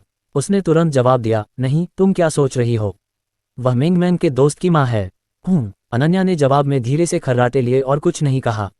हालांकि वह अपने मन में बुदबुदा रही थी, मेंगमैन के दोस्त की माँ। वह कौन है? क्या उसका कोई पति है? क्या वह सिंगल मॉम है? वह एक रेस्तरां के सदस्य की बहू है। उसका पति व्यस्त है इसलिए वह आज नहीं आया। वह अपने बच्चे के साथ आई थी। मेंगमैन अपनी दोस्त को पहाड़ पर लाना चाहती थी इसलिए मैं उन्हें ले आया। रणविजय ने सब कुछ सावधानी से समझाया। वैसे भी मेरे अलावा परिचारिका कोई और महिला वहां नहीं जा सकती। अनन्या ने बहुत आक्रामक तरीके से कहा। मम्मा, रणविजय कुछ अवाक रह गया। दूसरों को यहाँ लाने का उसका विचार नहीं था। आउच! उस समय जो फेई, जो कुछ समय से अनन्या के पास रुकी हुई थी, ने आखिरकार दहेई की तरह अतिशयोक्तिपूर्ण अंदाज में अपना मुंह खोला। उसने अनन्या का मजाक उड़ाया और कहा, मैं परिचारिका, तुम बहुत ईर्ष्यालु लग रही हो, बकवास कर रही हो। अनन्या का सुंदर चेहरा लाल हो गया और उसने जो फी की ओर आंखें घुमाईं। फिर उसने धीरे से सूंघते हुए कहा, वैसे भी जब मैं आसपास नहीं होती हूं तो कोई और महिला माउंट न्यू मून नहीं जा सकती। तुम सहमत हो या नहीं? ठीक है, मैं तुमसे वादा करता हूं। रणविजय मुस्कुराया और अपना सिर हिलाया। ठीक है, हम। अनन्या मुस्कुराए और थोड़ा आत्मसंतुष्ट होकर बोली, ठीक है, अब मुझे विमान में चढ़ने का समय हो गया है, इसलिए मैं मिंगमैन से बात नहीं कर पाऊंगी। मैं आज शाम को होटल से फ़ोन करूंगी। ठीक है, रणविजय ने बोलना समाप्त किया और फ़ोन रख दिया। अनन्या के शब्दों की आवाज़ से वह देख सकता था कि वह अच्छे मूड में थी, जिससे उसे तसल्ली हुई। काम पर जो भी हुआ, महत्वपूर्ण बात यह थी कि उसका मूड अच्छा था। रणविजय को सांसारिक धन और तुच्छ मामलों की परवाह नहीं थी। अपनी साधना के 500 वर्षों के दौरान वह क्या अनुभव करने में विफल रहा। उसे बस एक चीज़ की परवाह थी, एक घर होना। लेकिन रणविजय को नहीं पता था कि परेशानी अभी शुरू हुई थी। कुछ लोग पहले से ही अनन्या के लिए परेशानी खड़ी करने की तैयारी कर रहे थे। जियांग युआन टीवी स्टेशन पर उस दिन के 3 जज मोटे आदमी के नेतृत्व में अपने चेहरे पर मुस्कान लिए मुख्य संचालक के कार्यालय से बाहर आए। अनन्या बहुत मूर्ख है, उसने वास्तव में अपनी कंपनी के उच्च अधिकारियों को नाराज कर दिया, चश्मा पहने आदमी ने कहा और फुसफुसाया। बेवकूफ़ लड़की, वास्तव में अपनी सुंदरता और अपनी पिछली लोकप्रियता के साथ अगर वह श्रीली के साथ सहयोग करती है तो क्या वह निश्चित रूप से फिर से लोकप्रिय नहीं होने जा रही है? एक शुद्ध लड़की होने का दिखावा करने का क्या फ़ायदा है? ये बहुत मज़ेदार है, मोटे आदमी ने तिरस्कारपूर्वक कहा। लेकिन वह वास्तव में एक सुंदर लड़की है। अगर मैं उसके साथ एक रात बिता सकता तो मैं अपने जीवन के कई साल देने को तैयार हो जाता। सपाट सिर वाला मध्यम आयु वर्ग का आदमी मुस्कुराया। इसके बारे में सोचना बंद करो। उसके जैसी सुंदर लड़की के लिए केवल प्रभावशाली लोग ही उसका आनंद ले सकते हैं। मेरा सुझाव है कि आप क्लब में जाएं और अपनी तीसरी लड़की खोजें, मोटे आदमी ने मुस्कुराते हुए कहा। ऐसा लगता है जैसे आप दोनों क्लब नहीं गए हैं। क्रू कट वाले आदमी ने अपना मुंह सिकोड़ लिया। मोटा, इस समय पतले चश्मे वाले आदमी ने एक पल सोचा और कहा, श्रीली को बुलाओ और उन्हें मामला समझाओ। अगर हमें आज पैसे मिल गए तो मैं आज रात होंग्युआन क्लब में तुम लोगों को दावत दूंगा। ठीक है, मैं अभी उससे पूछूंगा। मोटे आदमी ने हंसते हुए अपना मोबाइल फ़ोन निकाला और एक नंबर डायल किया। मिस्टर ली, आप शायद आज शाम मिस जी का कार्यक्रम देखेंगे। मैंने वीडियो एडिट किया है और मुझे लगता है कि इसका प्रभाव आश्चर्यजनक रूप से अच्छा होगा। मोटा आदमी सीधे मुद्दे पर आ गया। ठीक है, मुझे आपकी योग्यता पर पूरा भरोसा है। मम्मा, मिस्टर ली, आपने जो इनाम देने का वादा किया था उसके बारे में मुझे अपना बैंक कार्ड नंबर भेजो, मैं इसे अभी आपके खाते में ट्रांसफ़र कर दूंगा। ली चेंग ने बोलना समाप्त किया और सीधे फ़ोन रख दिया। 1 मिनट से भी कम समय में ली चेंग को एक बैंक कार्ड नंबर मिला और उसने तुरंत उसमें 3 मिलियन युआन ट्रांसफ़र कर दिए। उसके बाद उसने एक सिगरेट जलाई, खिड़की के पास गया, नीचे के नज़ारे को देखा और मुस्कुराया। ओह अनन्या, अनन्या, तुम मेरी हथेलियों से बचकर नहीं जा सकती। ... वांग यीहान और मिंगमेंग ने पूरे दोपहर मस्ती की, उनके माथे पसीने से लथपथ थे। वे पालतू जानवरों के क्षेत्र में दौड़ रहे थे और कूद रहे थे और बेतरतीब ढंग से दहेई से उन्हें ऊपर फेंकने के लिए कह रहे थे। शाम के 5:30 बजे तक दोनों छोटी लड़कियों ने आखिरकार काफ़ी खेल लिया था। रणविजय ने 5 शेर के सिर वाले हंस लिए। रणविजय ने उन्हें पिछली बार की तरह ही पकाया, फोई ग्रास के साथ मसालेदार हंस। इस बार रणविजय ने पैन फ्राइड हंस के जिगर बनाए और सू यू ने उनका आनंद लेने के बाद उनकी प्रशंसा करना बंद नहीं किया। हालांकि वांग यीहान अपने पिता के बारे में बहुत चिंतित थी, इसलिए उसने हंस के मांस के कुछ टुकड़े वापस ले जाने पर जोर दिया ताकि वह उन्हें चख सके। चूंकि वह मिंगमैन की अच्छी दोस्त थी, इसलिए उसे रेस्तरां के नियमों का पालन करने की ज़रूरत नहीं थी। नतीजतन लड़की सीधे लगभग आधा हंस वापस ले आई। नियम तोड़ने के लिए ही होते हैं, लेकिन इस रेस्टोरेंट में नियमों में सिर्फ एक ही खामी थी और वो थी मिंगमैन। रात के खाने के बाद रेस्टोरेंट में करने के लिए कुछ नहीं था, इसलिए झाओ फैंग थोड़ी देर के लिए बैठ गया। फिर रात के करीब 9:30 बजे वह रेस्टोरेंट से निकलकर फैंग मिंग नाइट क्लब चला गया। इस समय रेस्टोरेंट में बहुत शोर शराबा था। गू चेन और दूसरे लोग 30 टेबल पर बैठे थे, बिल्कुल शादी के भोज की तरह। इससे रेस्टोरेंट का मैनेजर खुश भी हुआ और थोड़ा डरा भी। अच्छी शराब और व्यंजनों की 30 टेबल वाकई बहुत फ़ायदेमंद थी, लेकिन वह इन लोगों की पहचान भी जानता था। पिछली बार तो उनके बीच लड़ाई भी हुई थी। सौभाग्य से वह युवा लड़का इतना मजबूत था कि उसने अपने प्रतिद्वंद्वी को आसानी से नीचे गिरा दिया, नहीं तो रेस्टोरेंट में उथल पुथल मच जाती। हमारे बड़े हीरो को बुलाओ और उससे पूछो कि वह कब आएगा। गू चेन ने अपनी घड़ी पर नज़र डाली और मुस्कुराते हुए कहा। ठीक है। आहू ने जल्दी से अपना मोबाइल फ़ोन निकाला और झाओ फैंग को फ़ोन किया। उसने मुस्कुराते हुए कहा, एडलर ब्रदर फैंग 10 मिनट में यहाँ आ जाएगा। ठीक है, तो वेटर से कहो कि 10 मिनट में परोसना शुरू कर दे। गू चेन ने सिर हिलाया और कहा। एल्डर मिंग उसकी बातें सुनकर उठे और रिसेप्शन डेस्क पर जाकर उन्हें परोसने का समय बताया, फिर उनसे पहले से कुछ अच्छी शराब परोसने को कहा। आज सुबह के युद्ध का मतलब था कि उन्होंने पूरे दक्षिणी जिले के लिए बोलने का अधिकार जीत लिया था। ये स्पष्ट था कि भले ही झाओ फेंग वापस न आए, गु चेन अपने दम पर दक्षिणी जिले पर कब्जा कर सकता था। इसलिए गु चेन आज के जश्न को लेकर कंजूस नहीं था। उन्होंने जो भी शराब मंगवाई थी वह उच्च गुणवत्ता की थी। भाइयों को यह भी पता था कि गु चेन जाने वाला है, इसलिए वे निश्चित रूप से उस आदमी से कहेंगे कि वह उन्हें अच्छा खाना खिलाए। 10 मिनट बाद व्यंजन परोसे जाने लगे और शराब भी रख दी गई। जब व्यंजन परोसे जाने लगभग समाप्त हो गए तो झाओ फेंग धीरे धीरे दरवाजे से अंदर आया। बड़े भाई फेंग, वाह स्वागत है बड़े भाई फेंग। बड़े भाई फेंग, मैं तुमसे प्यार करता हूँ। जब झाओ फेंग आया तो बहुत से लोग जयकारे लगाने लगे। झाओ फेंग का उनके साथ पहले भी अच्छा रिश्ता था और उसने कुछ कठिनाइयों के बावजूद उन्हें निराशा की गहराइयों से बचाया। हर कोई इस बात को ध्यान में रखता था। उनके लिए झाओ फेंग एक नायक था, इसलिए जब वह दिखाई दिया तो शांत लोग भी चिल्लाने लगे।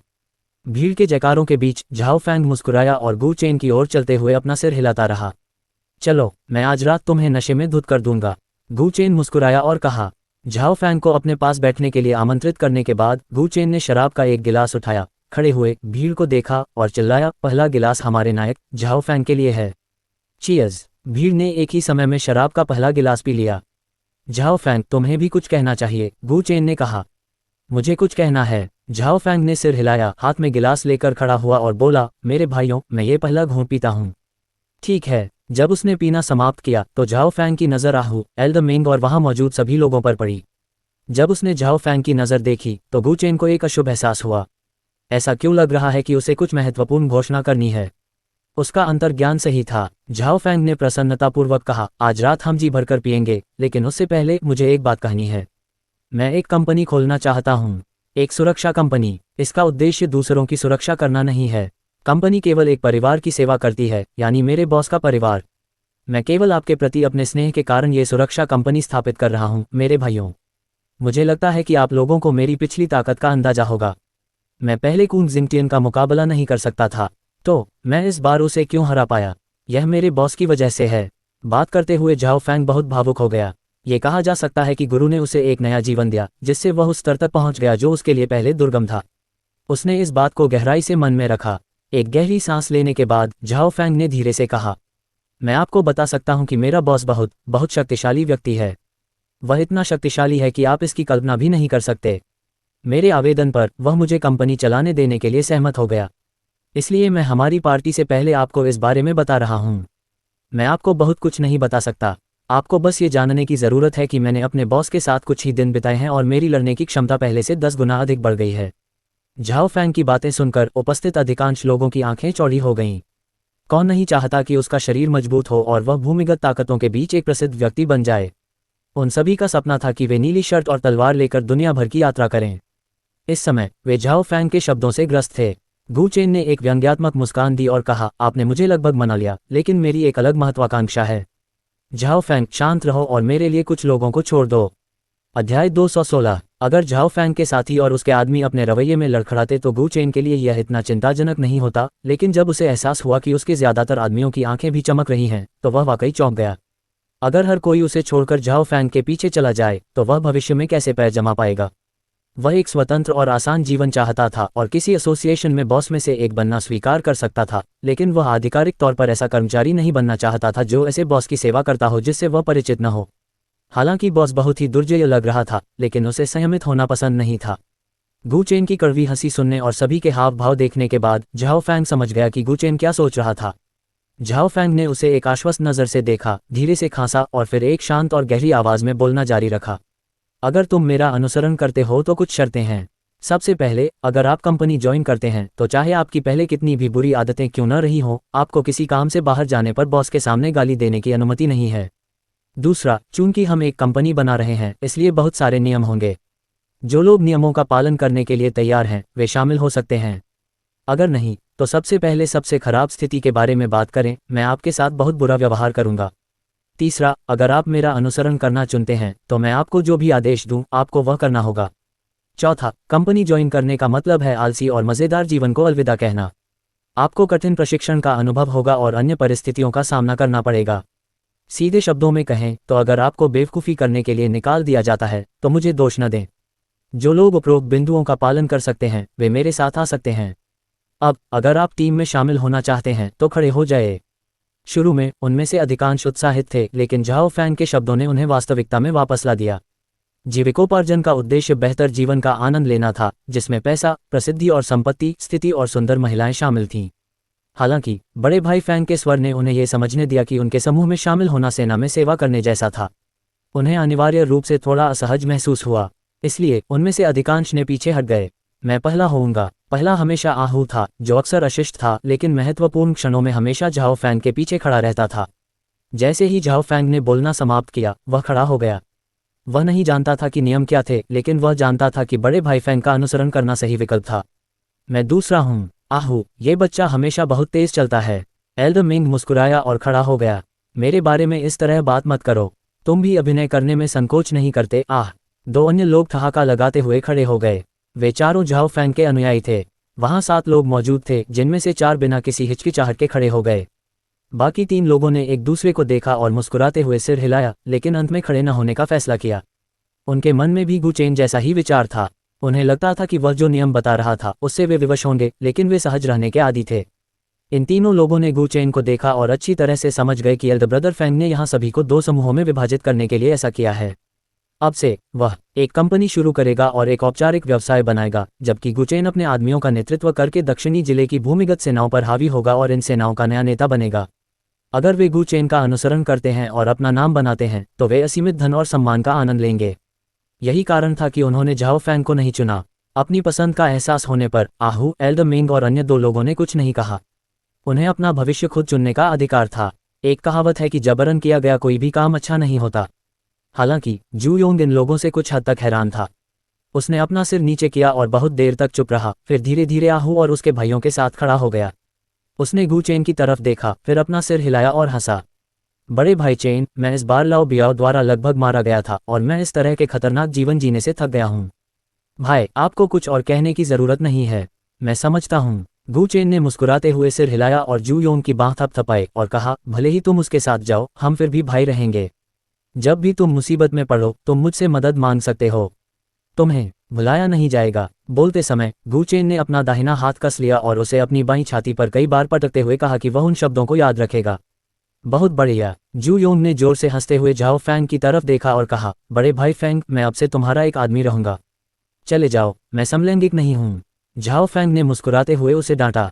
उसने आहू की तरफ देखा और कहा, आहू, इन लोगों के नाम रिकॉर्ड करो। ठीक है। आहू ने अपना मोबाइल फोन निकाला और नाम रिकॉर्ड करना शुरू कर दिया। ठीक है, तुम लोग सिर्फ हम पर ध्यान मत दो। क्या कोई और भी है जो एल्डर ब्रदर फैंग से जुड़कर कोई व्यवसाय शुरू करना चाहता है?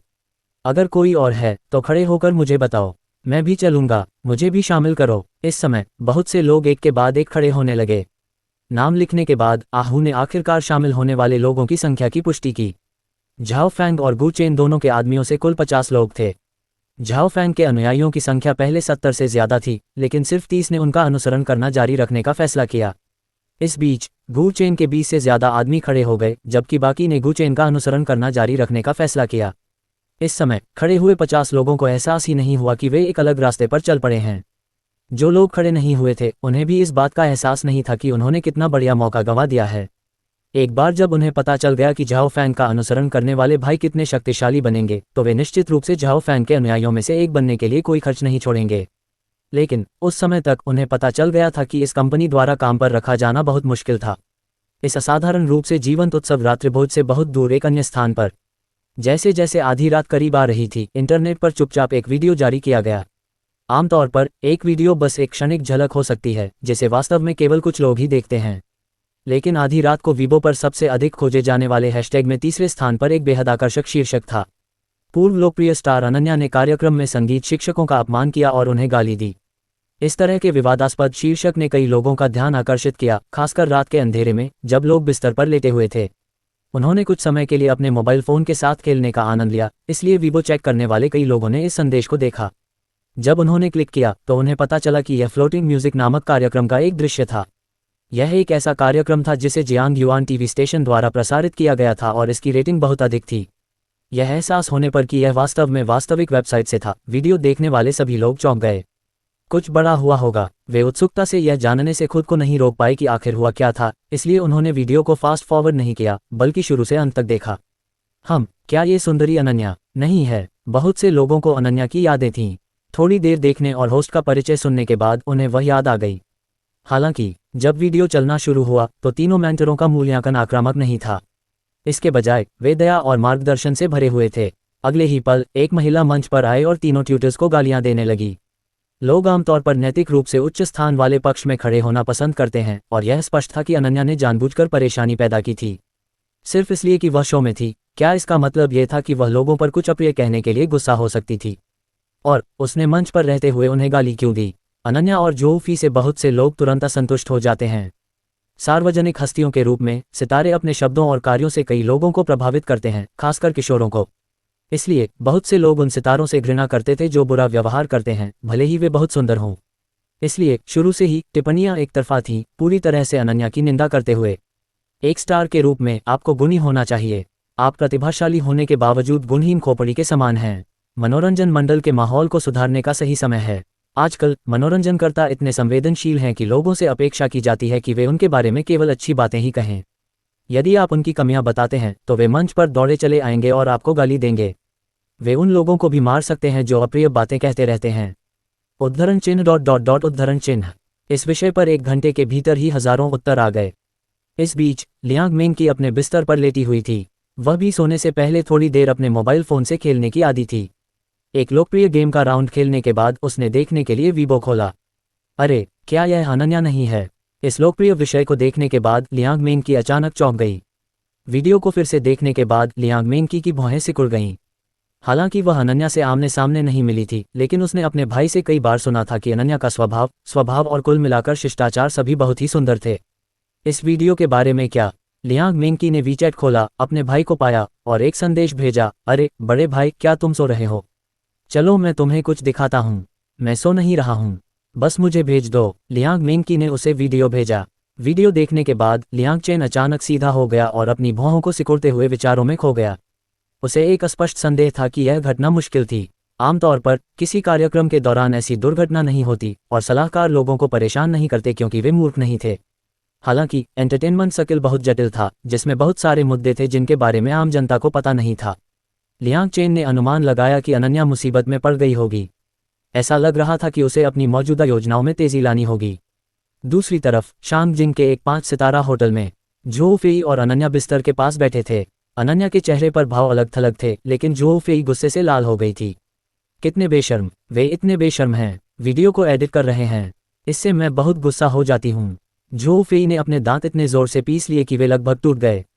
ये वीडियो स्पष्ट रूप से जानबूझकर बनाया गया था। ये वीडियो बिल्कुल जानबूझकर बनाया गया था। एडिटिंग की वजह से लोगों की राय जो फेई के खिलाफ हो गई थी और अनन्या ने खड़े होने के बाद जो कहा था उसे क्लोजअप में बदल दिया गया था।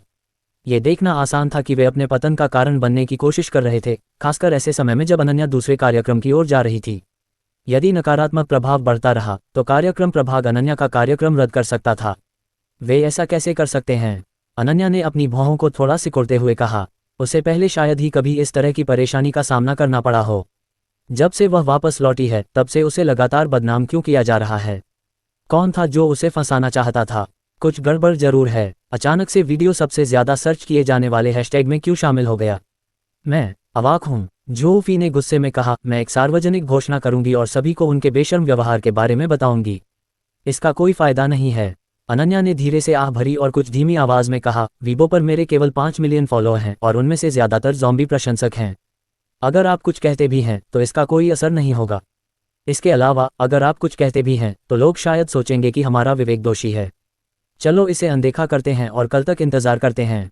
अध्याय 217। ओह, मैं वाकई परेशान हूँ। जो फेई ने तकिया उठाया और उसे चबाया। अपना गुस्सा निकालने के लिए कुछ देर तक उसे चबाने के बाद वह असहाय होकर बोली, हमारे पास इस समय जनसंपर्क टीम भी नहीं है। ये बहुत परेशान करने वाली बात है। आमतौर पर जो फेई का काम अनन्या के लिए शेड्यूल की व्यवस्था करना और सहायक के रूप में काम करना था। हालांकि इंटरनेट पर जनमत और प्रचार के लिए जनसंपर्क टीम की आवश्यकता होगी। एक अच्छी जनसंपर्क टीम किसी सुअर को भी किसी प्रभावशाली व्यक्ति में बदल सकती है। जनसंपर्क का बहुत महत्व था, लेकिन अनन्या और जो फेई को फिलहाल अलग थलग किया जा रहा था। उनके पास कंपनी के आदेश पर रहने और शो में आने के अलावा कोई विकल्प नहीं था। आधी रात से लेकर शाम के 2 बजे तक वीडियो के निचले हिस्से में टिप्पणियों की संख्या धीरे धीरे कम होती गई, लेकिन ली चेंग, मोटा आदमी और अन्य 2 सभी जानते थे कि यह सिर्फ एक प्रस्तावना थी। अगले दिन की सुबह के बाद उस वीडियो की लोकप्रियता चरम पर होगी। जनमत द्वारा दबाए जाने के बाद अनन्या को भविष्य में बहुत परेशानी का सामना करना पड़ सकता था। अगली सुबह 6 बजे, ओह, मेंगमेंग ने अचानक अपनी बड़ी बड़ी आंखें खोली और फिर अचंभित होकर चारों ओर देखा। उसने अपना छोटा मुंह सिकोड़ा और चिल्लाने लगी, वाह! हुश! रणविजय ने अपनी आंखें खोली, उठकर बैठ गया और मेंगमेंग को अपनी बाहों में जकड़ लिया। उसे ये सब करने में 1 सेकंड से भी कम समय लगा। तुम्हें क्या हो गया है मेंगमेंग? क्या तुम्हें कोई बुरा सपना आया है? डरो मत, पापा यहाँ हैं। रणविजय ने मेंगमेंग के सिर को सहलाते हुए नर्म स्वर में कहा। वाह! मेंगमेंग का रोना कमजोर हो गया और उसने घुटी हुई आवाज में कहा, पापा, मुझे बहुत डर लग रहा है। डरो मत, पापा तुम्हारे सपने में बुरे लोगों को एक थप्पड़ से खत्म कर सकते हैं। रणविजय ने अपनी हथेलियां हिलाते हुए कहा। मेरी तरफ देखो, हा, हो, मैं बुरे लोगों को आसानी से पीट कर भगा सकता हूँ। वाह! वो मेंगमेंग ने रोना बंद कर दिया, लेकिन उसकी आंखें अभी भी आंसुओं से भरी हुई थीं। उसने मासूमियत से रणविजय की तरफ देखा और अपनी आवाज में कुछ झिझक के साथ बोली, लेकिन बुरा आदमी तो दादाजी हैं। क्या? रणविजय थोड़ा स्तब्ध था, फिर उसने हंसते हुए कहा, क्या मेंगमेंग ने दादाजी का सपना देखा था? तुमने उन्हें नहीं देखा तो तुमने उनके बारे में कैसे सपना देखा? और दादाजी के बारे में सपना देखने के बाद तुम क्यों रोए? पापा, दादाजी बहुत डरावने हैं। मेंगमेंग रणविजय की बाहों से मुक्त हुई, फिर उसके पास बैठ गई और इशारे करने के लिए अपनी छोटी भुजाओं से हाथ बढ़ाया। उसके सिर पर 2 बड़े सींग उगे हुए हैं और वह बहुत बड़ा है, बिग हेही से भी बड़ा। और हमारे विपरीत, उसका चेहरा नीला है। उसके बाल भी लंबे हैं और एक पूंछ भी है। उसने कहा कि उसे बच्चों को खाना पसंद है और उसके दांत बहुत लंबे हैं और वह मेंगमेंग को काटना चाहता था। आहम! रणविजय कुछ हद तक कठोर हो गया, केवल उसका मुंह थोड़ा कांप रहा था और वह असहाय स्वर में बोल रहा था। मेंगमेंग, क्या तुम उस कहानी के बारे में बात कर रहे हो जो पापा ने तुम्हें कल रात सुनाई थी? वह एक इंसान नहीं बल्कि एक औक था। तुम्हारे दादा निश्चित रूप से इंसान हैं। मैं तुम्हारे दादा की तरह हूँ। मैंने उसे और दादी को क्यों नहीं देखा? क्या मेंगमेंग के दादा दादी नहीं हैं? यिहान के दादा दादी हैं। मेंगमेंग ने अपने चेहरे पर एक दुखी भाव के साथ मुंह बनाया। हाँ, बिल्कुल। रणविजय ने मेंगमेंग के सिर को सहलाया और धीमी आवाज में कहा, तुम्हारे दादा दादी बहुत अच्छे हैं, लेकिन वे बहुत दूर रहते हैं। हालांकि पापा उन्हें 1 साल में ले जाएंगे और तब मेंगमेंग उन्हें देख पाएगी। सच में? सच में? मेंगमेंग की बड़ी आंखें चमक रही थीं। हाँ, रणविजय ने गंभीरता से सिर हिलाया। क्या मेरे दादा दादी मुझे देखकर मेंगमेंग को पसंद करेंगे? मेंगमेंग ने चिंता के संकेत दिखाए। उसने मुंह बनाया और अपने छोटे हाथों को आपस में जोड़कर बोलना जारी रखा। क्या होगा अगर उन्हें मेंगमेंग पसंद नहीं आया? ऐसा नहीं होगा, रणविजय ने मुस्कुराते हुए कहा। मेंगमेंग दुनिया की सबसे प्यारी लड़की है, इसलिए वे निश्चित रूप से मेंगमेंग को पसंद करेंगे। आंटी फेफेई ने कहा कि मेरे नाना नानी को बच्चे पसंद नहीं हैं। माँ हमेशा कमरे से बाहर चली जाती थी ताकि जब वे उन्हें बुलाएं तो वे मेरी आवाज़ न सुन पाएं। मेंगमेंग ने दुखी होकर कहा। ठीक है, वे तुमसे मिलते ही तुम्हें पसंद करेंगे। रणविजय एक पल के लिए सोच में डूब गया। मेंगमेंग के शब्दों के अनुसार अनन्या के परिवार को मेंगमेंग के बारे में पता नहीं था। उसे अपनी ही मुश्किलों का सामना करना पड़ा होगा क्योंकि उसने पिता की मौजूदगी के बिना खुद ही बच्चे को जन्म दिया था। इसके अलावा हालांकि रणविजय को नहीं पता था कि अनन्या कहाँ से आई है, लेकिन अनन्या की शैली और सुरुचिपूर्ण मुद्रा को देखते हुए वह जानता था कि वह निश्चित रूप से एक साधारण परिवार की बेटी नहीं थी। हालांकि वह इन बातों में बहुत गहराई से नहीं जाना चाहता था। रणविजय को अभी अपने माता पिता नहीं मिले थे, इसलिए वह अन्य तुच्छ मामलों के बारे में चिंता करने के लिए तैयार नहीं था। हमें उठना चाहिए और पापा तुम्हें कपड़े बदलने में मदद करेंगे। वांग यिहान जल्द ही यहाँ आ जाएगा। अगर वह आती है और पता चलता है कि तुम अभी भी बिस्तर पर हो तो ये शर्मनाक होगा, रणविजय ने हंसते हुए कहा। चलो उठो और कुछ सुंदर कपड़े पहन लो। जब उसने वांग यिहान के बारे में सुना तो मेंगमेंग खुश हो गई, फिर जल्दी से खड़ी हो गई और उसे बदलने में मदद करने के लिए कहा। रणविजय ने अलमारी खोली जिसमें 98% कपड़े मेंगमेंग के थे, 1.9% अनन्या के थे और शेष 2 सेट जो 0.1% थे रणविजय के थे। उसने मेंगमेंग के लिए नीले रंग के कैजुअल कपड़ों और कुछ स्पोर्ट्सवियर का एक सेट निकाला। बिस्तर के पास जाकर उसने सबसे पहले मेंगमेंग का भालू जैसा पजामा उतारा और उसे नीले रंग का स्पोर्ट्सवियर पहना दिया। रणविजय ने जल्दी से कुछ कपड़े पहने, नहाया और फिर नीचे आ गया। मेंगमेंग हमेशा की तरह सोफे पर टीवी देख रही थी, जबकि रणविजय रसोई में नाश्ता तैयार कर रहा था। लगभग 7 बजे झाओ फैंग रेस्तरां में पहुंच गया। वह सीधा रसोई के काउंटर पर गया और बोला, मास्टर, सुरक्षा समूह तय हो गया है। कुल मिलाकर 50 लोग हैं जो सभी मेरे भूतपूर्व भाई हैं और उन पर भरोसा किया जा सकता है। ठीक है, रणविजय ने शांति से सिर हिलाया। मैं उनके लिए औपचारिक प्रशिक्षण की व्यवस्था करने का इरादा रखता हूं ताकि वे अपनी व्यक्तिगत लड़ने की क्षमता बढ़ा सकें। फिर मैं सुरक्षा कंपनी में काम करने से संबंधित शिष्टाचार और पेशेवर ज्ञान पर पाठ तैयार करूंगा। उस नोट पर, मुझे नहीं लगता कि उन्हें फैंग मिंग नाइट क्लब में अध्ययन करना चाहिए। क्या हमें एक कार्यालय भवन किराए पर लेना चाहिए? आप क्या सोचते हैं, मास्टर? झाओ फैंग ने पूछा। इस समूह में कितनी महिलाएं हैं? रणविजय ने पूछा, फिर अपना सिर घुमाया और झाओ फैंग की ओर देखा। उसे इस सुरक्षा कंपनी में बहुत दिलचस्पी नहीं थी। ये केवल अनन्या के लिए कुछ महिला अंगरक्षकों की व्यवस्था करने के उद्देश्य से बनाई गई थी ताकि रणविजय थोड़ा और आराम महसूस कर सके।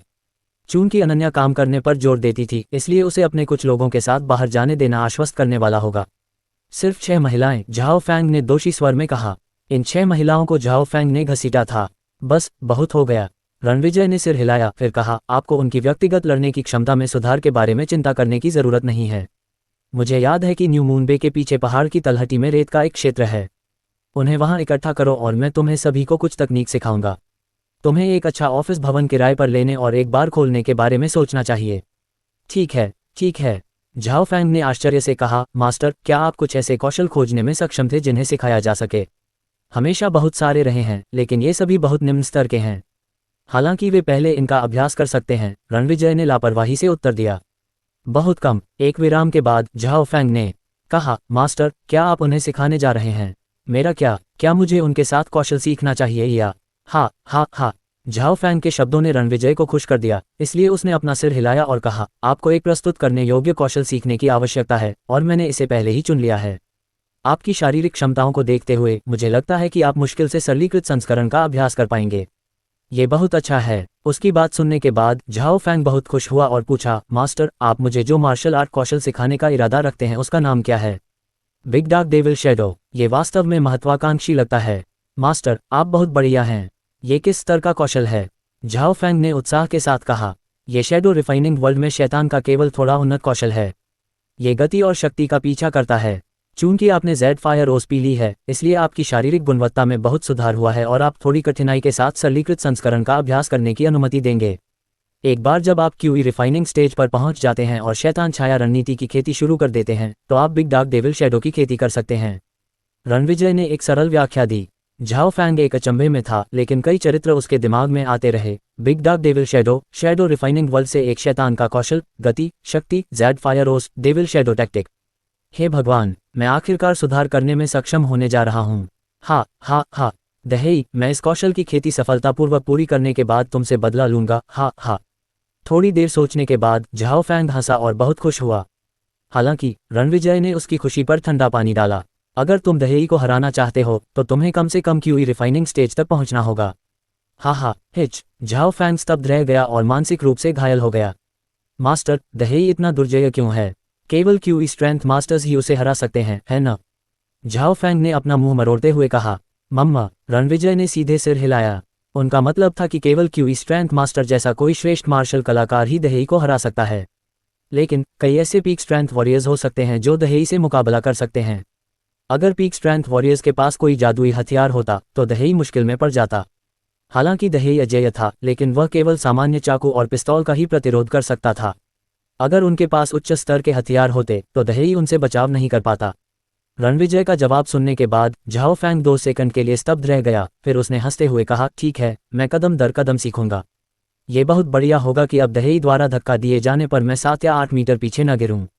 अपनी बात खत्म करने के बाद झाओ फैंग एक खुशमिजाज अंदाज में मुस्कुराते हुए टेबल पर वापस चला गया। नाश्ता हमेशा की तरह ही था, इसलिए रेस्तरां लोगों से भरा हुआ था। कतार में प्रतीक्षा करने वाले अधिक से अधिक लोग थे। कुछ नए खाने वाले दूसरे क्षेत्रों से भी स्वाद लेने आए। इस घटना से यह भी पता चला कि प्रभाव अभी भी फैल रहा था। गेट के सामने 30 से ज्यादा लोग लाइन में इंतजार कर रहे थे, जिनमें से ज्यादातर इतने ऊब चुके थे कि वे अपने मोबाइल फोन से खेल रहे थे। कुछ लोगों के पास करने के लिए कुछ नहीं था, इसलिए उन्होंने अपने वीबो को चेक करना शुरू किया। तभी उन्हें पता चला कि अनन्या के साथ हुई घटना सबसे ज्यादा सर्च किए जाने वाले हैशटैग में पहले स्थान पर थी। अनन्या पहले की तरह ही खूबसूरत है, लेकिन अब उसकी लोकप्रियता बहुत कम हो गई है। वे इस शो में इतने अप्रिय क्यों लग रहे हैं? उद्धरण चिन्ह। खिड़की के सामने 2 युवक धीरे से बुदबुदा रहे थे। चूंकि मिंग मैंग और वांग येहान खुशी से बातें कर रहे थे, इसलिए उन्होंने कुछ भी नोटिस नहीं किया, लेकिन रणविजय ने उन्हें सुन लिया। इस बीच अपना सादा नाश्ता करने के बाद जियांगुआन शहर की एक कंपनी की कर्मचारी जियाओली ने कंपनी के लिए टैक्सी ली क्योंकि उसके पास समय नहीं था। जियाओली को बोरियत महसूस हो रही थी, इसलिए वह टैक्सी की पिछली सीट पर अपने मोबाइल फोन से खेल रही थी। हाँ, क्या ये वही घटना नहीं है जो उस दिन हुई थी जब मैं स्टूडियो में थी? अध्याय 218। वीडियो देखने के बाद जियाओली ने उत्सुकता से इसे देखने के लिए क्लिक किया। जब उसने पाया कि वीडियो को संपादित किया गया है तो उसकी भौहें सिकुड़ गईं। उनकी टिप्पणियों को क्यों काट दिया गया है? ऐसा लगता है कि वे दूसरों को धोखा देना चाहते हैं। जियाओली ने टिप्पणी क्षेत्र खोला, केवल ये देखने के लिए कि अधिकांश लोगों ने तीनों गुरुओं का समर्थन किया था। अकेले इस वीडियो ने वास्तव में तीनों गुरुओं को उचित प्रतीत कराया, लेकिन सच्चाई वह नहीं थी जो सतह पर दिखाई दे रही थी। जियाओली ने अपने मोबाइल फ़ोन में सहेजे गए वीडियो को चलाया, जो एक पूर्ण संस्करण था, और इसे फिर से देखा।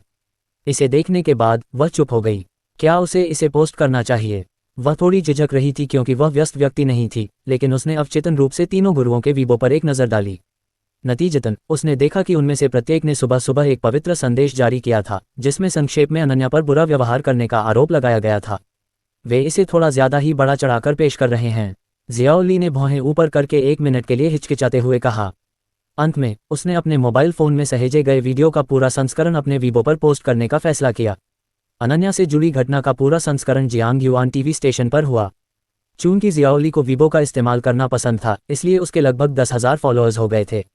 हालांकि यह संख्या बहुत ज़्यादा नहीं थी, लेकिन उसके कई वी लेवल के प्रशंसक थे। वीडियो का संदेश देखने के बाद उन्होंने उत्सुकता से उस पर क्लिक किया। दिलचस्प है, एक बार जब यह वीडियो फैल जाएगा तो ये लोगों की ओर से कड़ी प्रतिक्रिया देगा।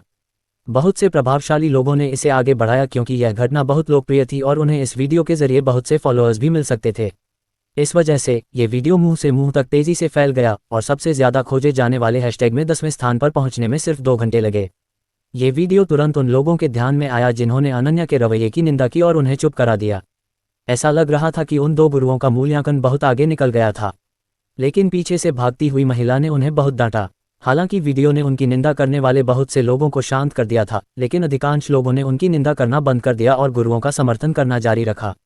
उन्हें लगा कि कार्यक्रम में गुरु शिक्षक की तरह हैं, इसलिए आपको उनका सम्मान करना चाहिए और भले ही वे आपकी आलोचना करें, लेकिन विनम्रता से सुनना चाहिए। केवल 10वें हिस्से से भी कम लोगों ने अनन्या का समर्थन किया, न केवल इसलिए कि वे अनन्या के पूर्व प्रशंसक थे, बल्कि इसलिए भी कि उन्हें सच में विश्वास था कि गुरुओं की बातें बहुत आगे निकल गईं। कार्यक्रम लोगों को दिखाए गए थे, तो उन्होंने खुशनुमा माहौल बनाने की कोशिश क्यों नहीं की? उन्होंने ऐसी आपत्तिजनक टिप्पणी क्यों की?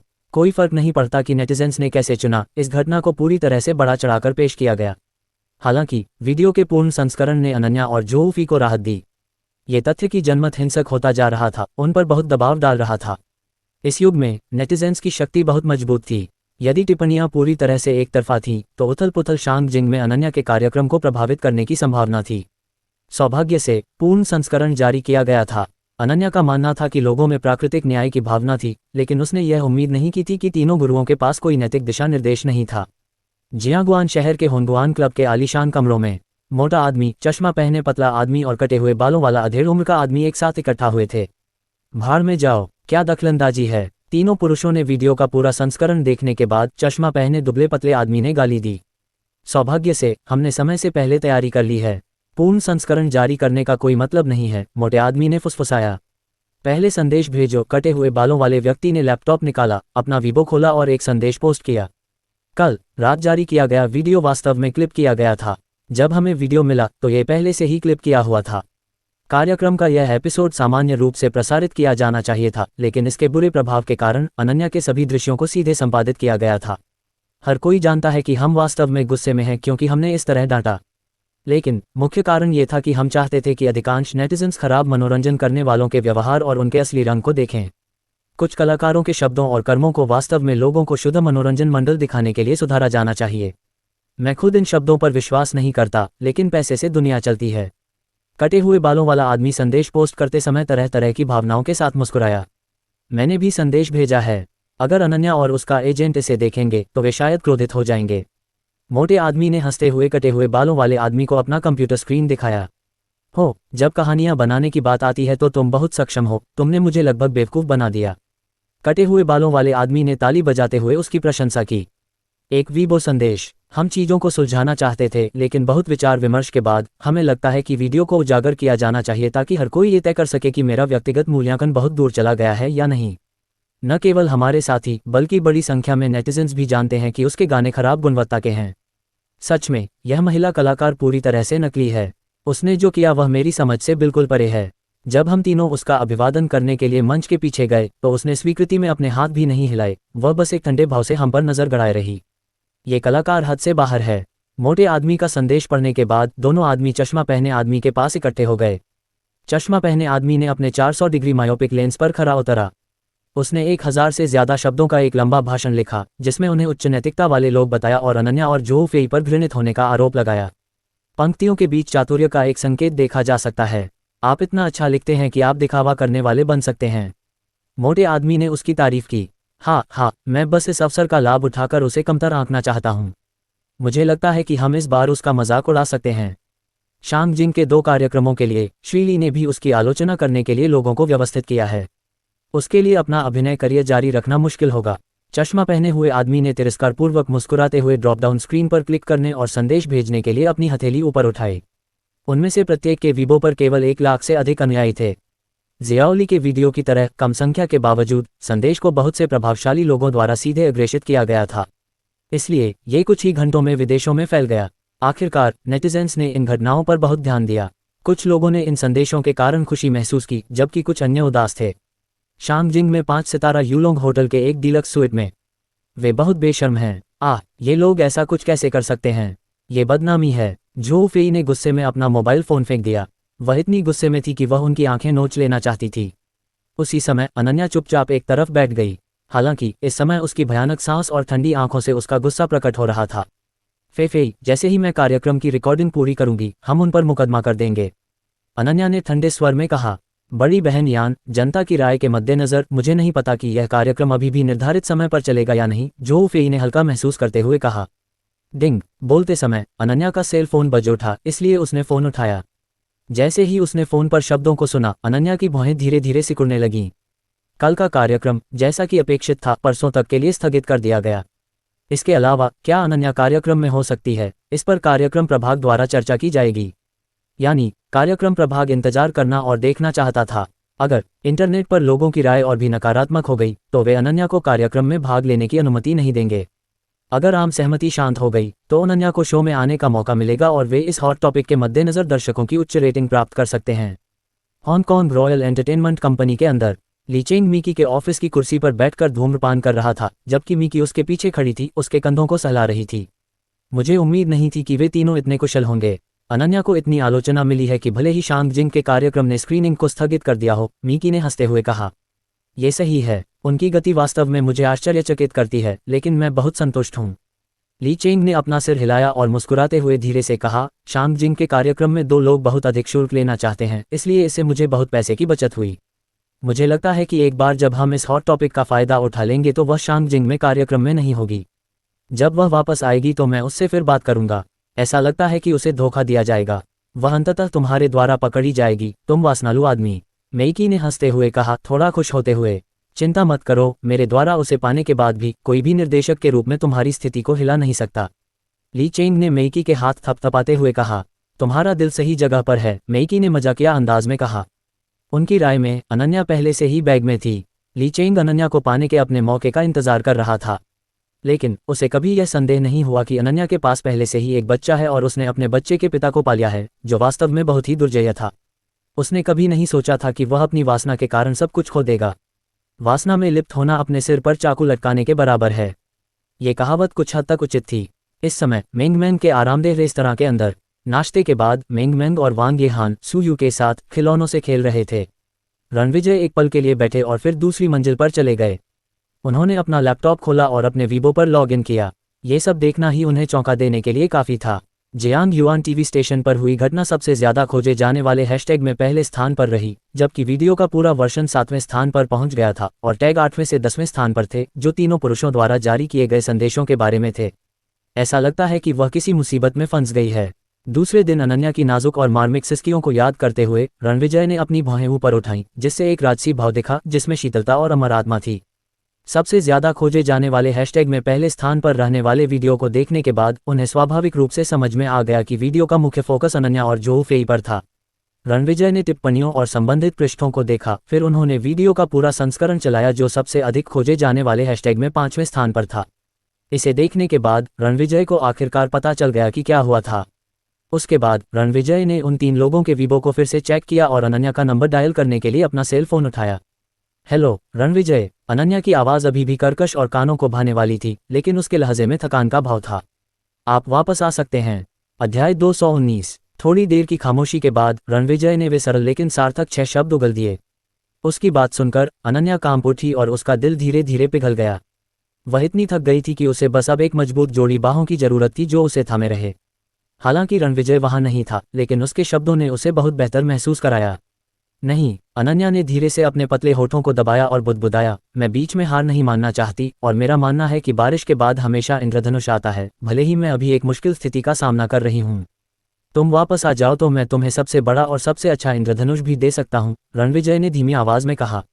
रणविजय की नज़र में भले ही अनन्या किसी कंपनी के साथ साइन न करे, लेकिन वह उसके समर्थन से आसानी से एक फिल्म क्वीन के रूप में शीर्ष स्थान का दावा कर सकती है। हालांकि अनन्या को यह समझ में नहीं आया। उसे बिल्कुल भी एहसास नहीं था कि रणविजय कितना ताकतवर है, इसलिए उसने इस मौके पर धीरे से नाक सिकुड़ी और कहा, मैं काम के बारे में बात नहीं करना चाहती, चलो कुछ और बात करते हैं। क्या मिंग मैंग इन दिनों आज्ञाकारी हो रही है?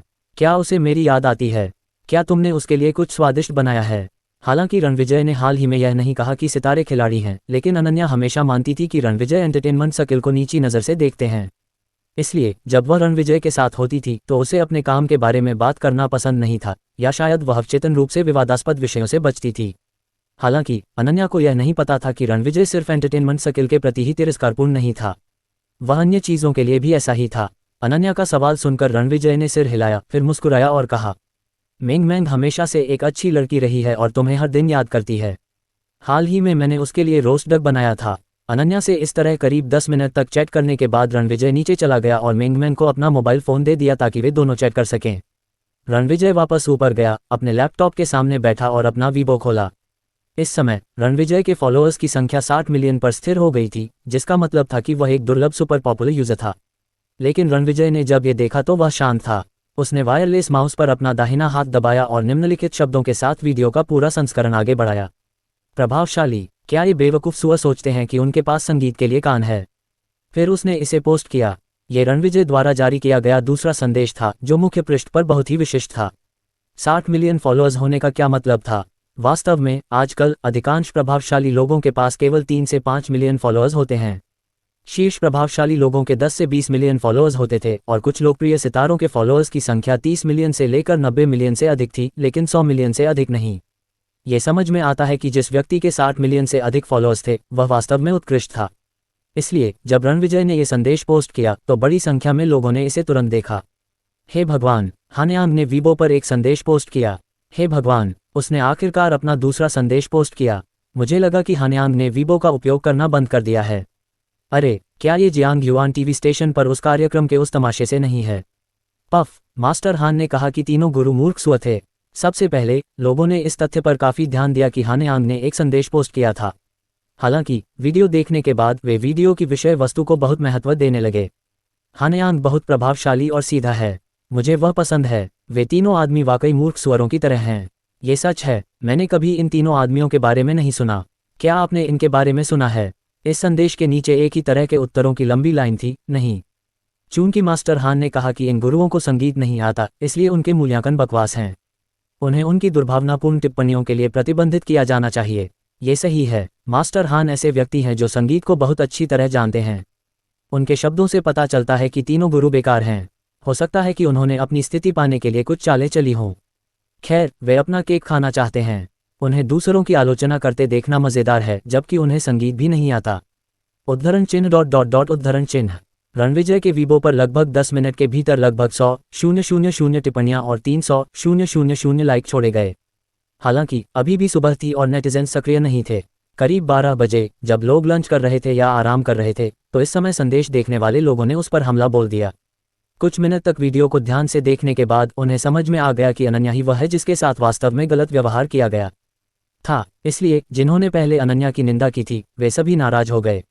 मैंने उन्हें गलत समझा, वे कोई नहीं हैं। वे कम योग्यता वाले गुरु कैसे बन गए? ये स्पष्ट रूप से संदिग्ध है। वे तीनों अच्छे लोग नहीं हैं। बुरे लोग हमेशा परेशानी पैदा करते हैं। क्या आजकल ट्यूटर इतने घमंडी हो गए हैं? जियांग युआन टीवी स्टेशन वास्तव में शक्तिशाली है। इसने 3 अज्ञात लेकिन अभिमानी लोगों को आमंत्रित किया। उद्धरण चिन्ह ... उद्धरण चिन्ह। हर किसी का न केवल अपना दृष्टिकोण था, बल्कि लोगों के उत्थान और पतन की समझ भी थी।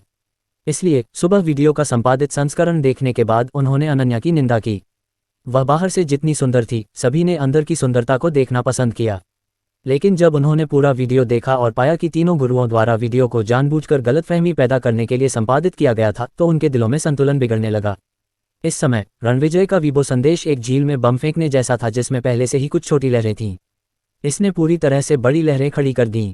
कई लोगों को इसके बारे में पता चला और उन्होंने तीनों गुरुओं की निंदा करने के लिए बड़ी ताकत का अनुसरण किया। ये संदेश कुछ ही समय में सबसे अधिक खोजे जाने वाले हैशटैग पर 8वें स्थान पर पहुंच गया, अर्थात दिव्य गीतकार हानयांग ने जियांग युआन टीवी स्टेशन के मामले में शामिल 3 गुरुओं की गुस्से से आलोचना की। ये खबर तेजी से फैली और जो फी, जो इस घटना के बारे में चिंतित थी, ने भी इस पर ध्यान दिया।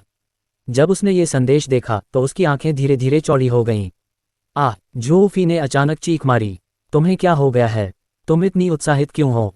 अनन्या चौंक गई और उसे गुस्से से घूरने लगी। बड़ी बहन यान, देखो, हे भगवान, एक महत्वपूर्ण व्यक्ति हमारी मदद करने के लिए आगे आया है। जो फेई ने जल्दी से अपना मोबाइल फोन सौंप दिया। जब अनन्या ने संदेश देखा तो वह भी चौंक गई। वह हानयांग है। उसने कहा कि मैंने अच्छा काम किया है। हाँ, ये बहुत बढ़िया है। वह समझदार आंखों वाला आदमी है। ये हानयांग की बहुत दयालुता है और मैं इस संदेश की वजह से भविष्य में उसका वफादार प्रशंसक बनूंगा। जो फेई ने खुशी से नाचते हुए कहा, आप अतिशयोक्ति कर रहे हैं। अनन्या को भी राहत मिली। खुश जो फेई को देखते हुए वह हल्के से मुस्कुराए। मेरी प्रतिक्रिया कोई अतिशयोक्ति नहीं है। बड़ी बहन यान, निम्नलिखित टिप्पणियों को देखें। वे सभी हमारा समर्थन करते हैं। तीनों सुअरों को अब चिंतित होना पड़ेगा। ये बहुत बढ़िया है। जो फेई ने अपना सिर पीछे फेंका और जोर से हंसी। यहाँ के माहौल की तुलना में दूसरी तरफ जियांग युआन टीवी स्टेशन पर स्थिति काफी शांत थी। तीनों लोग अभी भी बैठे हुए थे और आपस में बातें कर रहे थे।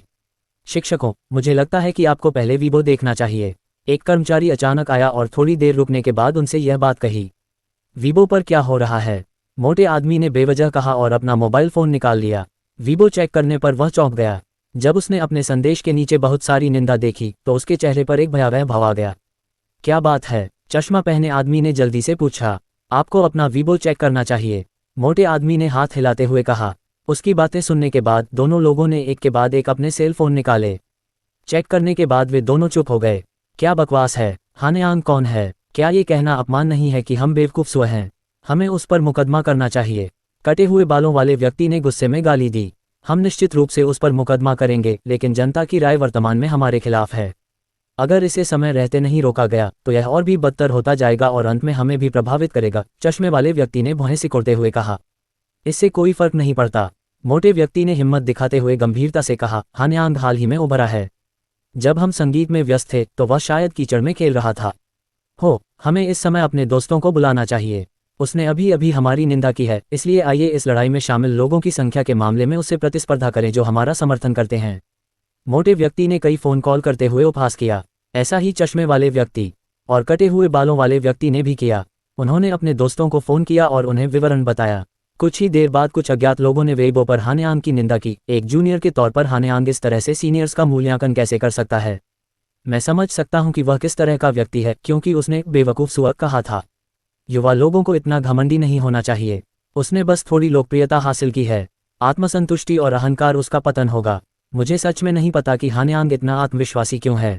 इनमें से ज्यादातर लोग संगीत उद्योग से जुड़े थे और उनके कुछ प्रशंसक भी थे। हालांकि वीबो पर रणविजय के फॉलोअर्स की संख्या की तुलना में उनके कुल फॉलोअर्स की संख्या उनके 10वें हिस्से से भी कम थी। फिर भी उनकी टिप्पणियां फैल गईं। इन टिप्पणियों ने आज वीबो को जीवंत बना दिया। ये स्पष्ट था कि साइबर युद्ध शुरू होने वाला था। हालांकि उन्होंने हानयांग नाम की शक्ति को पूरी तरह से कम करके आंका। रणविजय द्वारा उस संदेश को पोस्ट करने के बाद अधिक से अधिक लोगों को इस घटना के बारे में पता लगाने में ज्यादा समय नहीं लगा। इस समय आइस सिटी के एक होटल में बूढ़ी जू, वीबो पर एक नज़र डालो, ली फैन ने ज़ुकियान से कहा, जो एक संगीत स्को की तलाश में थी। क्या बात है? ज़ुकियान ने उत्सुकता से अपना मोबाइल फोन निकाला। कुछ समय तक उसे चेक करने के बाद धीरे धीरे उसकी भौहें सिकुड़ने लगीं।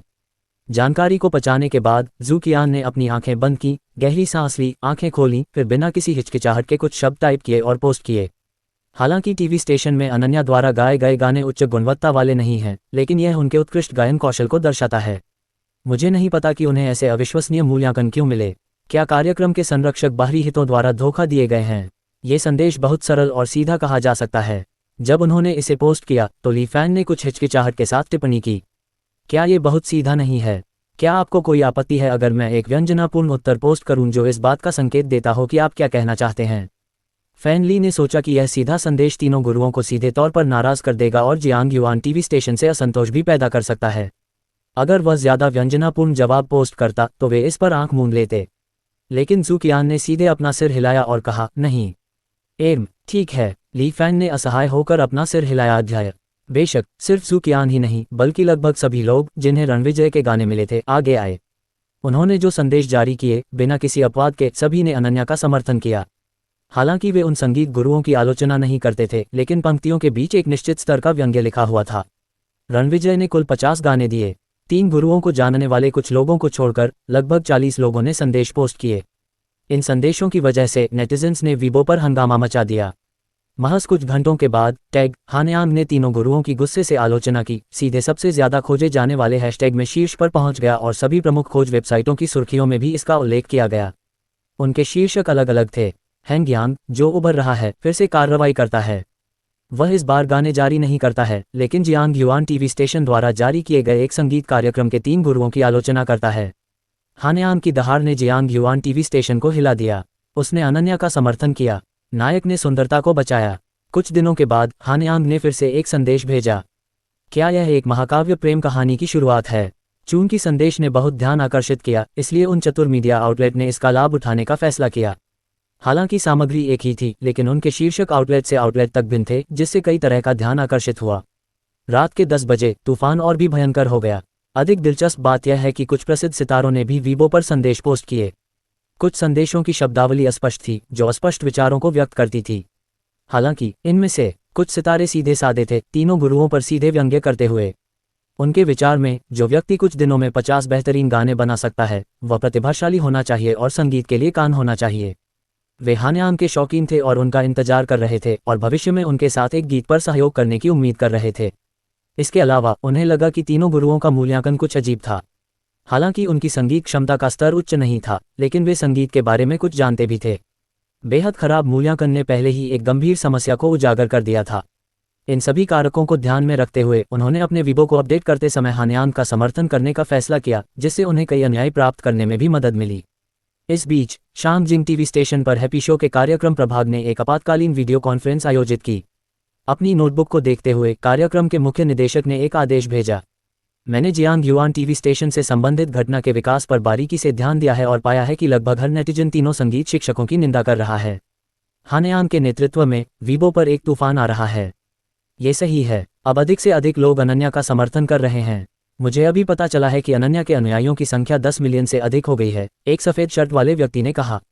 मुझे वाकई उम्मीद नहीं थी कि यह घटना उतार चढ़ाव से भरी होगी। मुझे कभी उम्मीद नहीं थी कि हानयांग के शब्द इतने प्रभावशाली होंगे। क्या शानदार इंसान है। ये कहने की ज़रूरत नहीं है कि अगर हानयांग खुद का विज्ञापन करे और कई शो में हिस्सा ले तो वह इस साल सर्वश्रेष्ठ गीतकार का पुरस्कार जीत सकता है। लोगों ने एक दूसरे के सामने कुछ आश्चर्य व्यक्त किया। वे चौंक गए जब उन्हें पता चला कि हानयांग इतने कम शब्दों में इतनी बड़ी धूम मचा सकता है। जियांग युआन टीवी स्टेशन के कर्मचारियों को शायद सिर दर्द हो जाएगा। मुख्य निर्देशक ने मुस्कुराते हुए अपना सिर हिलाया, फिर कहा, मैं कुछ ऐसी चीज़ों की घोषणा करूंगा जिन्हें जल्द से जल्द संभालने की ज़रूरत है। हैप्पी शो का यह एपिसोड परसों से आगे बढ़ाकर कल दोपहर कर दिया जाना चाहिए। अनन्या और बाकी लोगों को बता दें कि वे तैयारियां शुरू कर दें और मैं आपको रिकॉर्डिंग खत्म करने के बाद पोस्ट प्रोडक्शन के लिए 2 दिन दूंगा। यह एपिसोड इस सप्ताहांत प्रसारित किया जाएगा और इस सप्ताह के लिए तय एपिसोड को अगले सप्ताह तक के लिए टाल दिया जाना चाहिए। हमें इस हॉट टॉपिक का भी फायदा उठाना चाहिए। ठीक है। हाँ। सभी ने एक के बाद एक सिर हिलाया और काम पर लग गए। दूसरी तरफ होटल के कमरे में अनन्या रह रही थी। उन दोनों को पूरी तरह से राहत महसूस हुई। चूंकि वह अच्छे मूड में थी, इसलिए जो फेई मूवी देखते हुए ट्रेन पर ध्यान देने में व्यस्त थी। जहां तक अनन्या की बात है, वह चुपचाप संगीत सुन रही थी। डिंग, जो फेई का सेल फोन अचानक बज उठा। उसने फोन उठाया और थोड़ी देर बात करने के बाद अपने चेहरे पर खुशी के भाव के साथ फोन रख दिया। बड़ी बहन यान, कुछ अच्छी खबर है। आप इस कार्यक्रम में योजना के अनुसार भाग ले सकती हैं और इसे कल दोपहर रिकॉर्ड किया जाएगा। ओह, अनन्या ने शांति से जवाब दिया। हालांकि उसके चेहरे पर शांति के भाव थे, फिर भी उसकी आंखों में खुशी थी। उसने अपना मोबाइल फ़ोन निकाला और रणविजय का नंबर डायल किया। अरे रणविजय, मुझे तुम्हें बताने के लिए एक अच्छी खबर मिली है। कार्यक्रम कल दोपहर को तय समय पर शूट किया जाएगा, इसलिए मैं परसों वापस आ जाऊंगी। वैसे क्या तुम हानयांग को जानते हो? वह गीतकार जिसने 50 नए गाने लिखे हैं। वह बहुत बढ़िया है। वह आगे आकर मेरा समर्थन करने को तैयार था। अब समस्या से निपटना बहुत आसान है। अरे, तुम बात क्यों नहीं कर रही हो? रणविजय मुस्कुराया और एक पल के लिए इसके बारे में सोचा, लेकिन उसने उसे यह नहीं बताने का फैसला किया कि वह हानयांग है। उसने सोचा कि उसे अभी बताना बहुत ज्यादा गणनापूर्ण लगेगा, इसलिए उसने सब कुछ अपने आप होने देने का फैसला किया। ये सोचकर रणविजय मुस्कुराया, फिर जवाब दिया, ये बहुत बढ़िया है। तुम बहुत उदासीन हो, मैं अब तुमसे बात नहीं करना चाहती, मैं मेंगमेंग से बात करना चाहती हूँ। अनन्या ने अपनी असंतुष्टि व्यक्त करने के लिए हल्के से बड़बड़ाया। हालांकि उसने ऐसा कहा, लेकिन वह चुपके से रणविजय से कुछ और बात करना चाहती थी। हालांकि रणविजय ने सीधे मोबाइल फोन मेंगमेंग को थमा दिया, जो बिस्तर पर खेल रही थी। आह माँ, मुझे तुम्हारी याद आती है। अनन्या को दया आने का समय ही नहीं मिला। मेंगमेंग की आवाज़ सुनकर वह मुस्कुराई और उससे बातें करने लगी। उन्होंने 11 बजे तक फ़ोन नहीं रखा। रणविजय की बाहों में लेटे हुए और कहानी सुनते हुए मेंगमेंग धीरे धीरे सो गया। रात के अंधेरे में ज़्यादातर लोग सो चुके थे, लेकिन तीनों आदमी अभी भी जाग रहे थे। अब तक वे चश्मा पहने आदमी के घर में इकट्ठे हुए थे। उनमें से हर कोई उदास चेहरा बनाए हुए लिविंग रूम में एक कुर्सी पर बैठा था। क्या बकवास है, चीजें इस हद तक कैसे विकसित हुईं? बहुत से लोग थे जिन्होंने शुरू में हमारा समर्थन किया था, लेकिन अब सभी नेटिजन्स हमें डांट रहे हैं, साथ ही वे लोग भी जिनसे हमने पहले मदद मांगी थी। उन्होंने वीबो पर अपने सभी संदेश हटा दिए और हम पर व्यंग्य करते रहे। बस इतना ही काफ़ी है। क्या ये केवल हानयान के एक संदेश के कारण है? वह इतना प्रभावशाली क्यों है? कटे हुए बालों वाले व्यक्ति ने चिंतित होकर कहा। हाँ, चश्मा पहने व्यक्ति ने व्यंग्य करते हुए कहा, मुझे खेद है, वह वास्तव में दुर्जय है। उसका एक वीबो संदेश इतने सारे लोगों को आकर्षित करने और उन्हें हमारी निंदा करने के लिए पर्याप्त था। वह बहुत लोकप्रिय है, ये वास्तविकता है। अब ये कहने का कोई फायदा नहीं है। हम इस समस्या को हल करने के लिए क्या कर सकते हैं? यह मेरा विचार है। कटे हुए बालों वाले आदमी ने गुस्से से देखा और चिल्लाया, क्या तुम अभी भी कोई विचार नहीं बना पाए हो, जबकि हम दोपहर से आधी रात तक यहाँ बैठे रहे हैं? क्या यह उस व्यक्ति की वजह से नहीं है जिससे तुमने हमारा परिचय करवाया? क्या तुम मुझे दोष दे रहे हो? तुमने हम में से किसी से भी ज्यादा जल्दी पैसे स्वीकार कर लिए, तो तुम मुझे कैसे दोष दे सकते हो? क्या तुम मजाक कर रहे हो? चश्मे वाले आदमी ने गुस्से में कहा। कौन मजाक करने की कोशिश कर रहा है? तुम सलाह देते हुए हर समय एक बुद्धिजीवी होने का दिखावा करते हो। यह महसूस करते हुए कि ये दोनों झगड़ने वाले हैं, मोटे आदमी ने अपने हाथ से मेज थपथपाए और गुर्राया, झगड़ा बंद करो। क्या तुम्हें लगता है कि तुम्हारे पास इसके लिए समय है? क्या तुम्हें चिंता नहीं है? चिल्लाने के बाद उसने अपने लिए एक सिगरेट जलाई और उसे पीना शुरू कर दिया। फिर बोला, हमारे पास कोई उपाय नहीं है, इसलिए हमें इंतजार करना होगा और देखना होगा। शायद 1-2 दिन में यह उपद्रव शांत हो जाएगा। चिंता मत करो और बस वही करो जो हमें करना चाहिए। लानत है, अगर मुझे भविष्य में मौका मिला तो मैं हानयान को हरा दूंगा। ठीक है, यही एकमात्र तरीका है। दोनों लोगों ने धीरे से आह भरी और अब झगड़ने के मूड में नहीं थे। वे दोनों चुप हो गए। उन्हें लगा कि यह मामला 1-2 दिन में शांत हो जाएगा। आखिर मनोरंजन जगत में हर दिन बहुत सी ऐसी चीजें हो रही थीं जो लोगों का ध्यान भटकाती थीं। एक बार ऐसा हो गया तो यह मुद्दा खत्म हो जाएगा। हालांकि उन्हें उम्मीद नहीं थी कि जब उन्होंने आधी रात के बाद सबसे ज्यादा सर्च किए जाने वाले हैशटैग अपडेट किए तो हानयान ने गुस्से में तीनों गुरुओं की आलोचना की शीर्षक वाला संदेश अभी भी पहले स्थान पर था। रात भर कुछ नहीं हुआ। अगली सुबह जब तीनों लोग कंपनी में पहुंचे तो वहां से गुजरने वाले लगभग सभी लोग उन्हें अजीब तरह से देखने लगे, जिससे उन्हें बहुत असहज महसूस हुआ। वे हमेशा की तरह कार्यक्रम रिकॉर्ड करने के लिए वीडियो स्टूडियो में आए। टीवी स्टेशन में उनके तत्काल पर्यवेक्षक डिप्टी ऑपरेटर जेन को कॉन्फ्रेंस रूम में आने के लिए कहा गया। मुख्य ऑपरेटर और टीवी स्टेशन के लगभग 12 या 13 अन्य वरिष्ठ अधिकारी कॉन्फ्रेंस रूम में बैठे थे। मुख्य ऑपरेटर के चेहरे पर उदासी थी, जिससे पता चलता था कि वह अच्छे मूड में नहीं था। सभी के इकट्ठा होने के बाद बैठक में वर्तमान विषय पर चर्चा शुरू होगी। मुख्य संचालक एक गंजा आदमी था जो लगभग 50 साल का था। इस समय उसने गंभीर स्वर में बात की। आज की बैठक अनन्या से संबंधित घटना और फ्लोटिंग म्यूजिक नामक कार्यक्रम के बारे में है, जिसने पिछले 2 दिनों में बहुत हंगामा मचाया है। डिप्टी ऑपरेटर माँ, कृपया मुझे 3 मेंटरों द्वारा दिए गए खराब मूल्यांकन के लिए एक उचित स्पष्टीकरण दें। मुझे याद है कि आपने उनकी सिफारिश की थी। उसके सवाल ने डिप्टी ऑपरेटर माँ को अपमानित किया, जिसने चुपके से अपने दांत पीसते हुए जवाब दिया, चीफ ऑपरेटर, ये तीनों मेंटर वरिष्ठ संगीतकार थे जो संगीत उद्योग से जुड़े रहे हैं। मैंने आपसे यह नहीं पूछा। क्या आप मेरा सवाल नहीं समझे? चीफ ऑपरेटर ने भौहें सिकोड़ते हुए गहरी आवाज में कहा, मैं पूछ रहा हूं कि उन्होंने ऐसा हैरान करने वाला मूल्यांकन क्यों दिया। मुझे कैसे पता? चीफ ऑपरेटर, आप उन तीनों से व्यक्तिगत रूप से क्यों नहीं पूछते? डिप्टी ऑपरेटर माँ का चेहरा उतर गया।